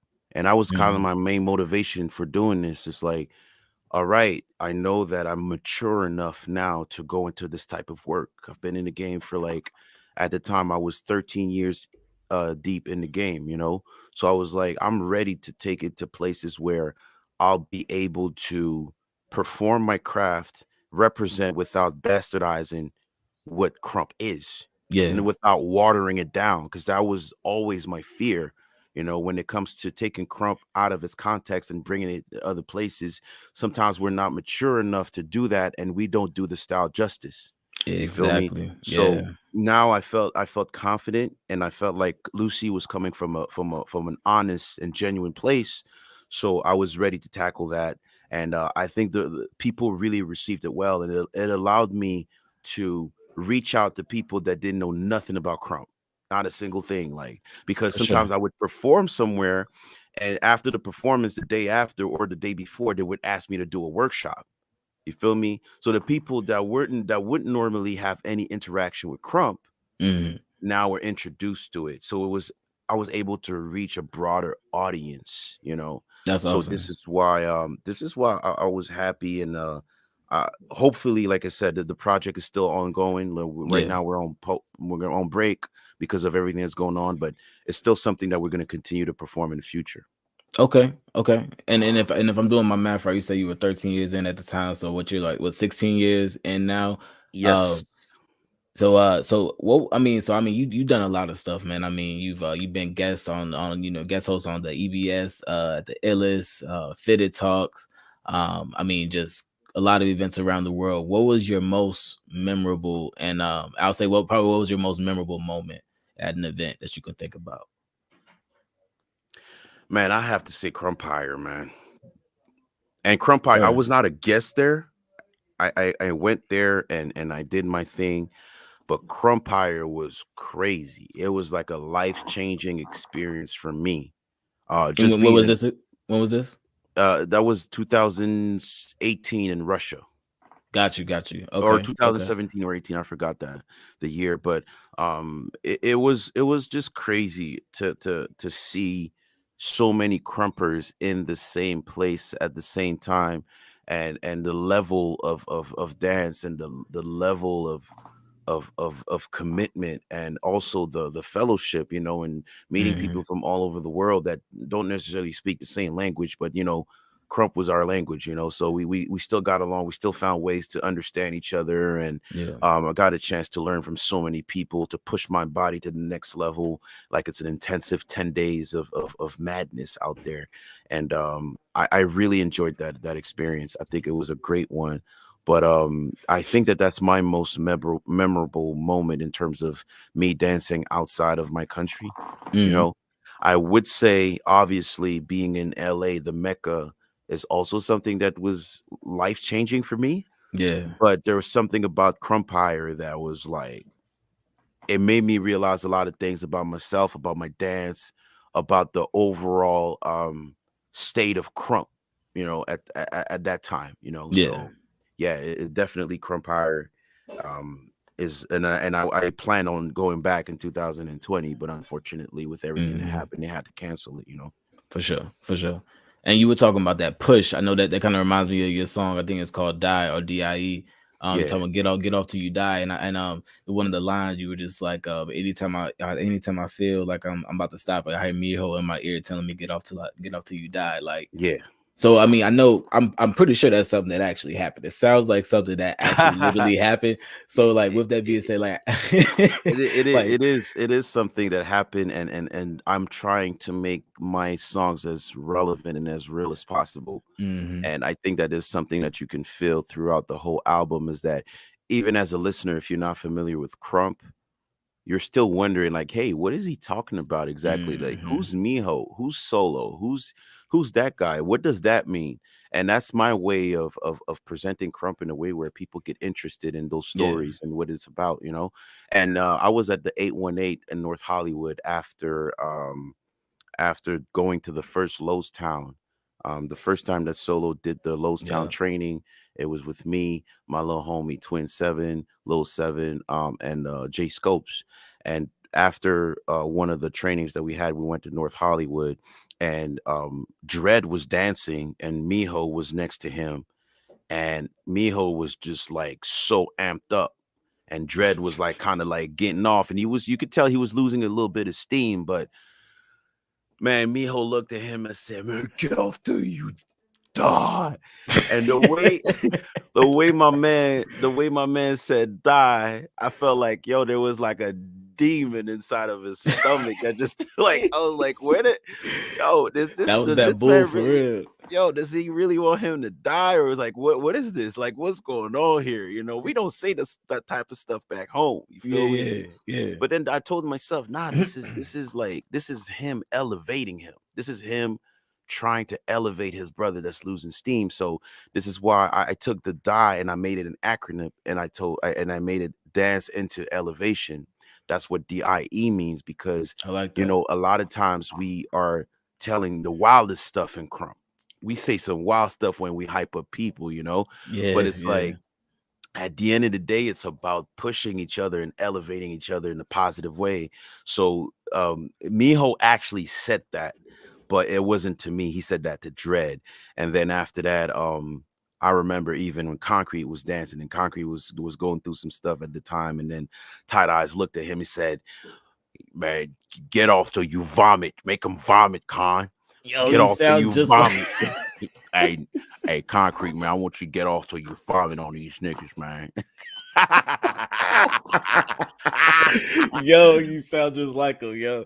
That's crazy. Yo, I hope you don't was he see me. on You the gonna be like, album? Was yeah. he on the album? Was that you the whole time? Uh-huh.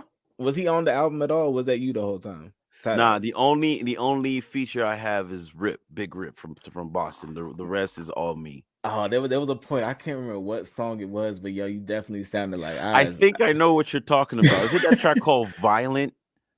Where I kind of switch Ah, my pitch and I go, yes, I've you been keep body, going. we could go rounds, got my own slang, got my own Got the whole sound, my time. ring and my middle Yup. finger. You both down. Guess you ain't know it. That's Lowe's Town. What up, Texas? Shout out to the bro out. I was confused because I was just like, okay, he done gave shout out to Lowe's Town. So I was like, he talking about Solo, but then he talking about Al. He could be talking about me Hill. I don't know what he talking about. It's just going everywhere, man. But yeah, you definitely sounded like like that's what that joint, man. That's crazy. But yeah, man, I really appreciate that track. And even deeper into that die track, you know, you had said a few things that kind of switching lanes of the topic. Along with a couple lines in that song with a lot of things that I've been seeing you post, you're very, I'll just say, in tune with what's going on. Like you're not, you're not gonna let no shit going to go over your head. And you sent out shout outs, what I'm saying, getting off for the misfortune and getting off for the kids that can't, getting off for the people, getting off for the people that ain't here no more. And I see a lot of things that you're posting about just the reality of what's going on, and how they're just trying to kind of hide a lot of shit over our eyes. How, let me try to formulate my question right. Do you feel a sense of like responsibility to as somebody who was out there in the community, any type of way, to make sure that you put yourself out there to let people know, like, when you feel something is wrong, when you feel like there's been an injustice in any type of way? Yeah, definitely. And I think I think it's our responsibility as leaders. I mean, you can take that responsibility or not take it. I choose to, as much as possible, when I feel it's necessary, to voice my opinion, because I mean, the main reason why we are doing this essentially is because through Crump, we're trying to make a change. You know what I'm saying? I'm trying to help people through Crump. My goal as a teacher, for example, with my youth, is not to make them all become like Tight Eyes or like Terminator or like the best in the world, because that's not realistic. Yeah. There's a lot. There's something deeper that we can achieve through our art form, through our dance styles, and that's to make the world a better place, and to draw people, you know, together and bring people together and do all these great things, you know. But that Yeah. also means that because of the influence that we've built throughout the years, we should also be able to, you know, speak our mind and use our position to kind of influence, you know, what's going on, or, Hmm. you know, call out the BS when the BS is happening. So I mean, I tried to stay quiet, you know, for a minute with everything that's going on, but then it really started to mess with my brain and my heart, you know, Gotcha. because when you feel like the authority that is supposed to protect you and the authority that's supposed to serve you starts to overreach and start to have like a dictatorship like type of, you know, of Hmm. attitude towards its people, then you're at a point where it's not about obedience anymore. Now you Yeah. have to do something about it. You feel me? So this is why like we dance. When I look at Crump and when it started, it was a form of rebellion. It was a form of it was a way to also to challenge the system. You know what I'm saying? Hmm. So understanding that the root of that of what we're doing has something to do with, you know, expressing ourselves and expressing our freedom and fighting oppression and all of that.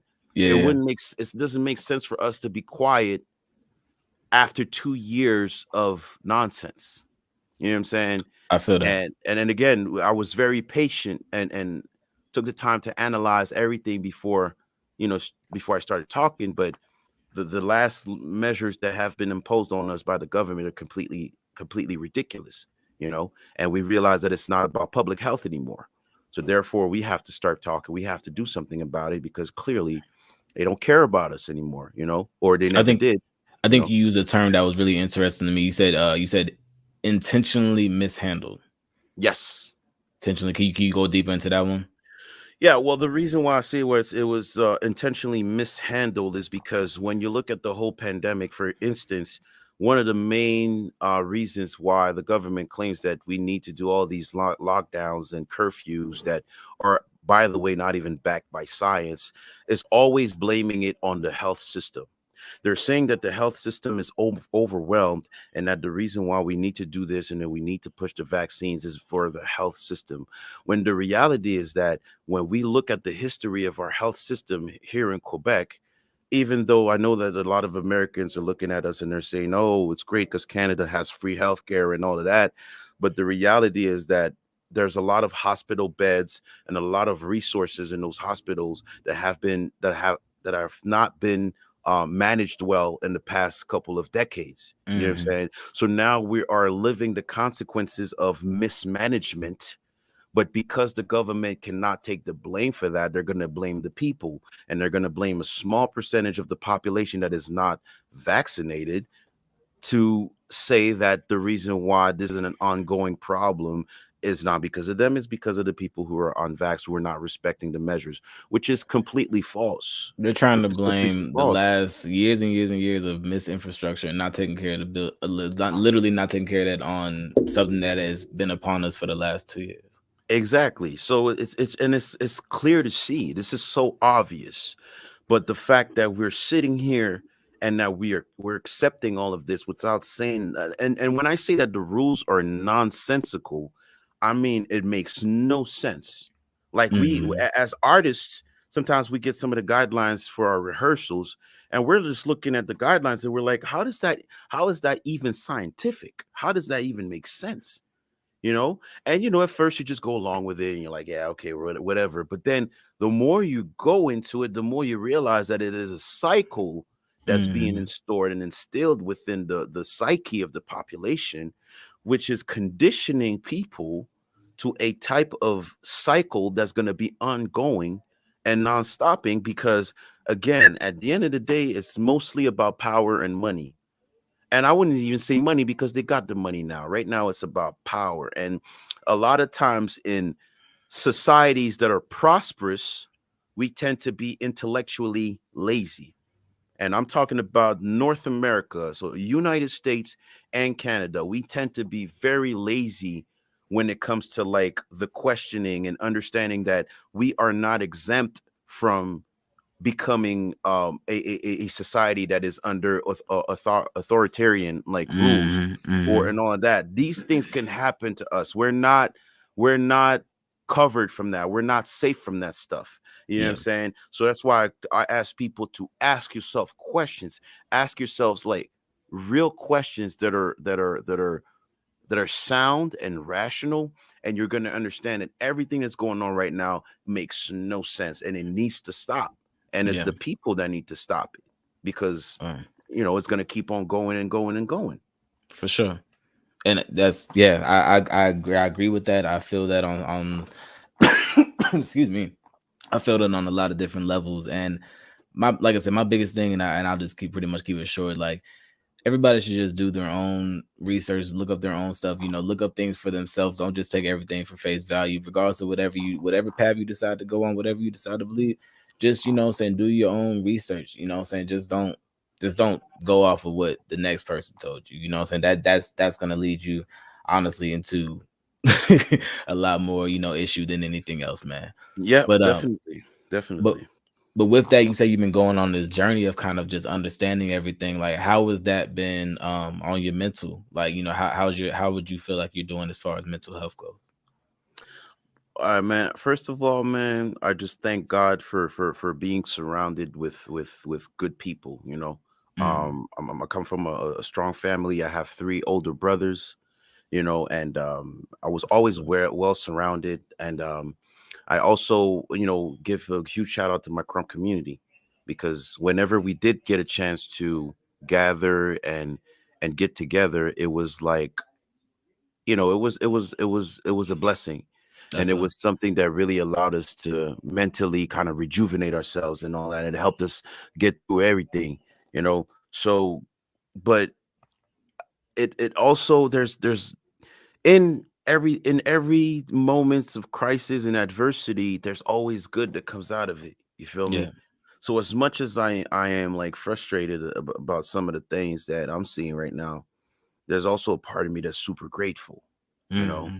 and super grateful because everything that it has allowed me to do. I've taught so many classes in high schools and elementary schools during the pandemic, which I never thought I would, Really? because there was like a lot of those schools had like surplus when it comes to their budgets because of all of the activities that were being canceled. So That they makes had to sense. redirect. They had to redirect the budget. You feel me? So it's like now they were inviting a bunch of artists to come and work with the kids and all of that. So I had a chance to expand my network in terms of teaching, obviously, and went back to doing the music thing. And now I'm opening like a whole new like set of doors for myself. So it's like for me, it's been all about staying busy, all about staying in prayer and be like, yo, you know what? I have a purpose and I have to focus on my purpose instead of getting carried away by everything that's going on in the world. And I was able to, again, open up so many new doors for myself. So For sure. that's how I managed everything.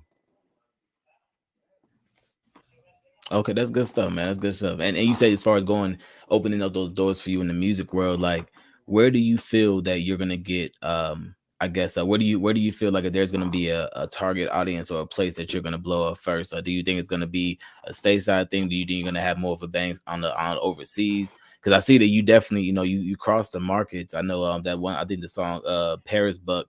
I understood all of it up until like there was one little part of it, and y'all just started speaking French, and I was like, I gotta ask him what they said, because I have no idea what you lost me. Yeah. Well, French is my first language, French and Creole. Like English is my third language, actually.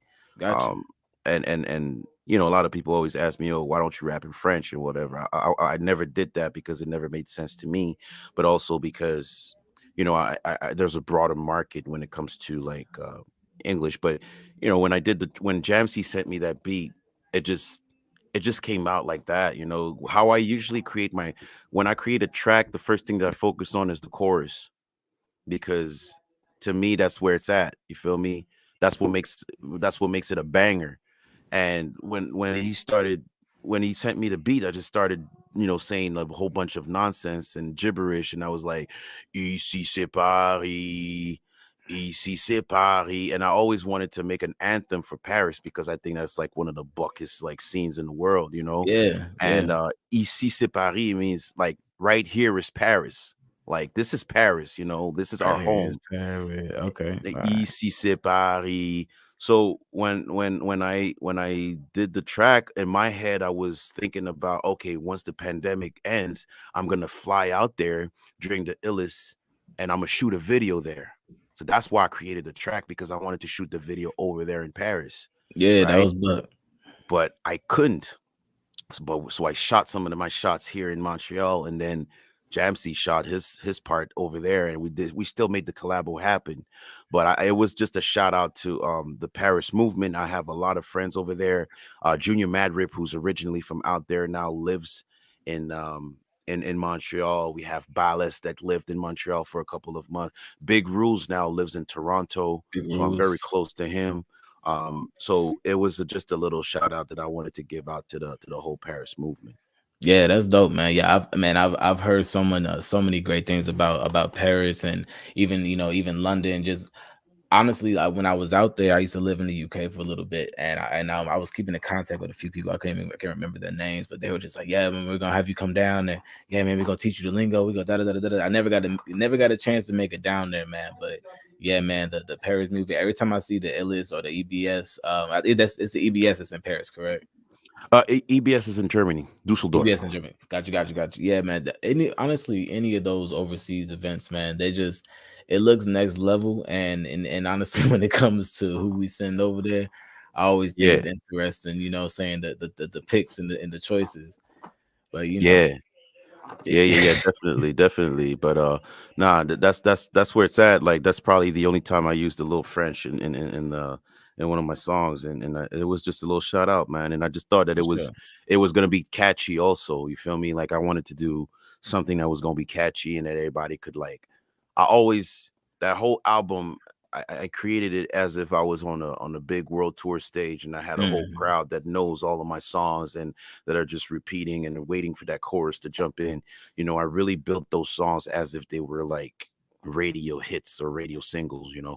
That's what's up. Yeah, that's a move that honestly I feel like it's an interesting move to making crump music. And like I said, that was something else that turned me, so that turned my ears up when I was listening to the album, because there's so many different albums. I listen to a lot of crump music. I'm not actually active in the crump anymore, but I still listen to crump music. I like hearing the progression in it. And one of the things that, I saw, like I said, along with your visuals, because you have people like, like shout out to Spears, shout out to, the Proof and them. They got some visuals out there and stuff like that. But your stuff actually looked like it looked like an actual video. It looked like, something that I could actually see running on, what I'm saying, and mixed in with everything else. What I'm saying? It could be Yeah, on 106 in Park back in the day. What I'm yeah, saying? Like yeah, yeah, for so, sure. and I think that's something that's that little piece that I feel like Crump has just been missing a little bit. And that's kind of what I feel like Miss Prissy be talking about sometimes. It's like just that extra piece that it's like, why are you just putting your stuff on SoundCloud? Why aren't you actually officially putting your stuff on the platforms and owning your rights and things like that? Yeah. Um, this is the thing. Like, it's a choice that we make. We see what's out there, and we decide whether we want to compete with what's out there or if we want to go another route and do what we want to do. I was Mm, fortunate enough to be in the music industry here before, getting into Crump. So I got you. already had those connects, already had those people that I kept close to me and that are still aware of what I'm doing. So when I went back to making music, I was a little rusty at first, but it's not like I didn't have those connects anymore. My Yeah, boy Peasy, who I've been knowing for over 20 years, is one of the best video directors in the world, I'm about to say his literally. stuff is crazy. I've been looking at a lot of his stuff, man. So he's been working with people from India, all over Africa. He worked with Glasses Malone. He worked with Tyga. He worked with a lot of people, and he's from out here. He's from Montreal. He lived in LA for a while and all of that. So I'm very blessed again, thank God for having these people around me. So I don't take the credit for everything that I'm doing, because it's a collective effort. However, I do want to tap myself in the back for being bold enough to put that project together and go get all of the different pieces to make something happen. Even Yeah. the fact that I worked with DJ Shashu on the whole project, or he overlooked the whole project. He did the mixing and the mastering alongside with my boy Mark Magnanimous. So it was a collective effort, because I really wanted to bring something different to the table. But I told myself, if I'm gonna deal with the people that are the head honchos in the game, if I want to go out toe to toe with like a major recording artist, then I need to go get the right people for that. I need to Yeah. get the people who are working with those artists, who are working at that level, you know. But at the same time, I want to give something back to my community. So I still got all of the crump beat makers, Playa, Kid and Y, 20 Kills, all of them. I still got them involved in the whole process, because I wanted to bridge their qualities and their talents with where I want to go in the mainstream world. So I think that that's what makes the album different from anything that's out there. And had a DJ Shashu and Mark, had they done anything with Crump before? Was this completely new to them? No, well, Mark it was his first time really doing, like, because he was more focused on doing the final master, so it was his first time working on the Crumb project. But Chashu he was making Crumb beats like back in 2008. We had Gotcha. a little thing called Berserk Squad Volume 1. He also did the Style Bender anthem with Big Rules. Okay. Yeah, so he co-produced that with Rules. So Shashu has been very close to the Crump community for several Gotcha. years. That's what made it easier again for me to kind of get him involved in the project, because he's been involved with so many, like, on so many major projects. And but at the same time, he understands like crump culture. So it made sense to me. For me, it was like the best of both worlds to have him overlook or oversee the whole project in terms of like the mixing, the mastering, and he co-produced some of the stuff. I felt like, sometimes the beat makers would bring something to the table, and I was like, I need that little something That little that'll push. make it like and Shashu would just add his 2 cents to it and kind of like bring the track to another level. You feel me? Word. So I think the combination between Shashu and Playa, Shashu and Jamsey, and also Shashu, Kid and Y was amazing. Like, it really brought a different sound and a different approach. That's awesome. Yeah, to have that many heads on an album, and to have something really good come out of it. 'Cause I feel like you can have a lot of heads in the room and everybody clash, or you can have a lot of heads in the room and everybody be able to really maneuver stuff. So yeah, man, I think the finished product honestly was really dope, man. And like, what are we looking forward to next? Like, are we gonna get some more visuals out of that project? Are you already working on the next project? I'm currently shooting a music video for the track Super Live that was produced by Shashu. Um, I am currently also working on a new music video with PZ. We're still debating on which single is going to be, but I have 3 more music videos coming out for this project. That's dope. Right now I'm currently working on 2 albums at the same time. I'm working on my next album called The Cold War. And I'm also working on another album called 7 in the AM, the After Session. And 7 in the AM, the After Session, is going to be an experiment of me trying to make crump music, but with the After Session feel. So basically, we're going to take different like risks musically. And the whole concept of the album is, what do cats want to listen to once they're done dancing? If they still feel like listening to crump related content, but they don't want it to be this high energy of like of heavy bass and buck lyrics, is there a way for us to make also crump music that's a little bit more mellow, or that's geared towards the after session? It's like Crump meets Lofi.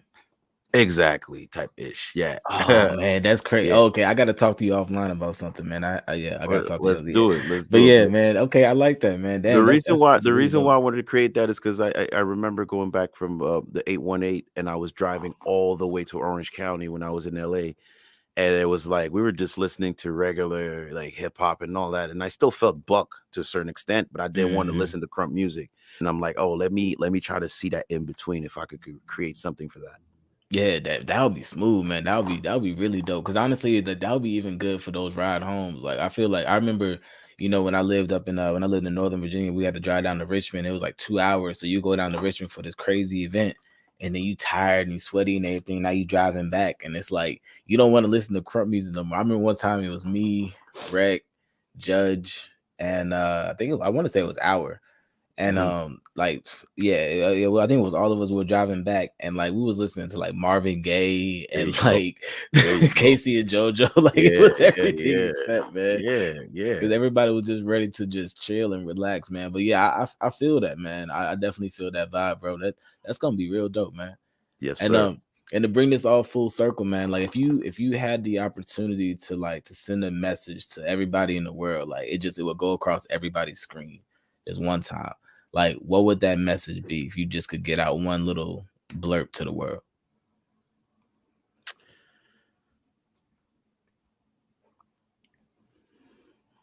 I would say the one message I want to send out to the world is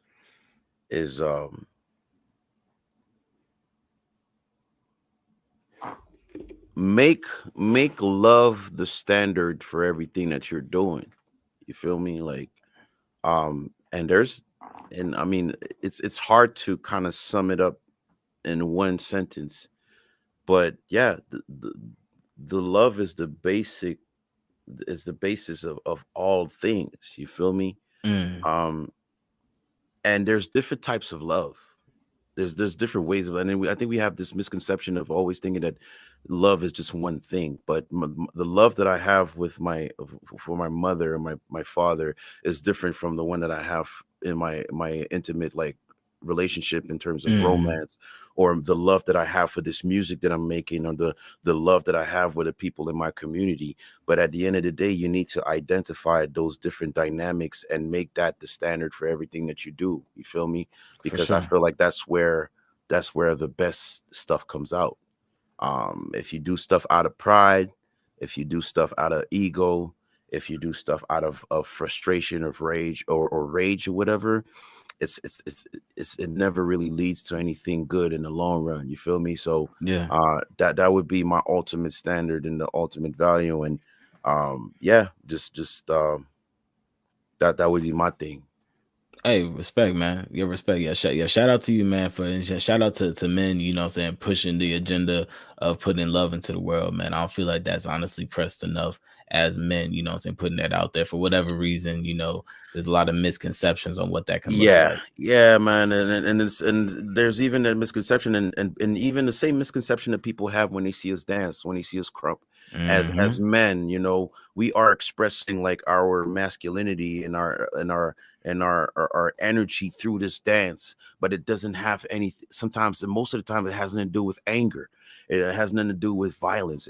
Everything has to do with passion and love and fellowship. You know what I'm saying? And this is why Exactly. crump is so powerful, because that's the foundation of it, and I think that that same that same thing that we want to channel through the dance, we need to channel it through everything else we do. You feel me? Yes, And sir. yeah, that's really what I would send out to the world. Hey, I appreciate that, man. I definitely appreciate it. And I appreciate you for this interview, man. And before we wrap it up, go ahead and plug yourself in. Let everybody know where they can find you, where they can listen to your music, watch your videos. Yes, sir. So 7 Star, that's number 7, STARR. Check out my YouTube channel if you want to peep all of my latest music videos.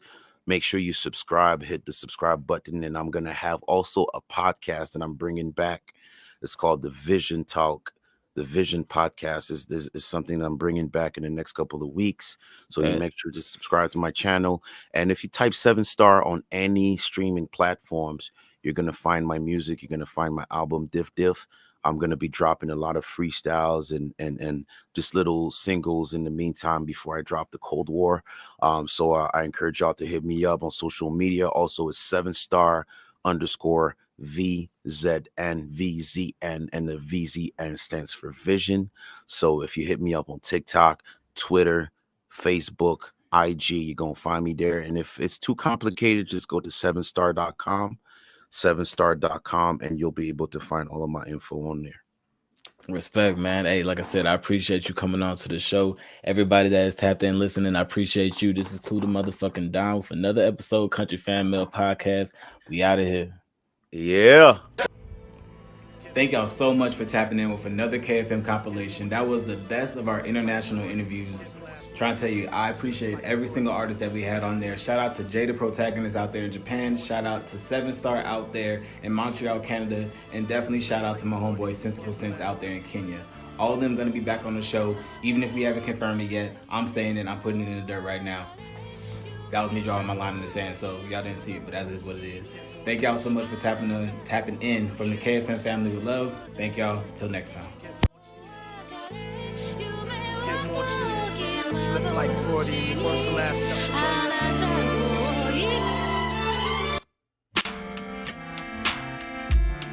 representing that first and 15. Yeah. And this one right here, I dedicate this one right here to all my homies out there grinding. You know what I'm saying? Legally and illegally. You know what I'm talking about?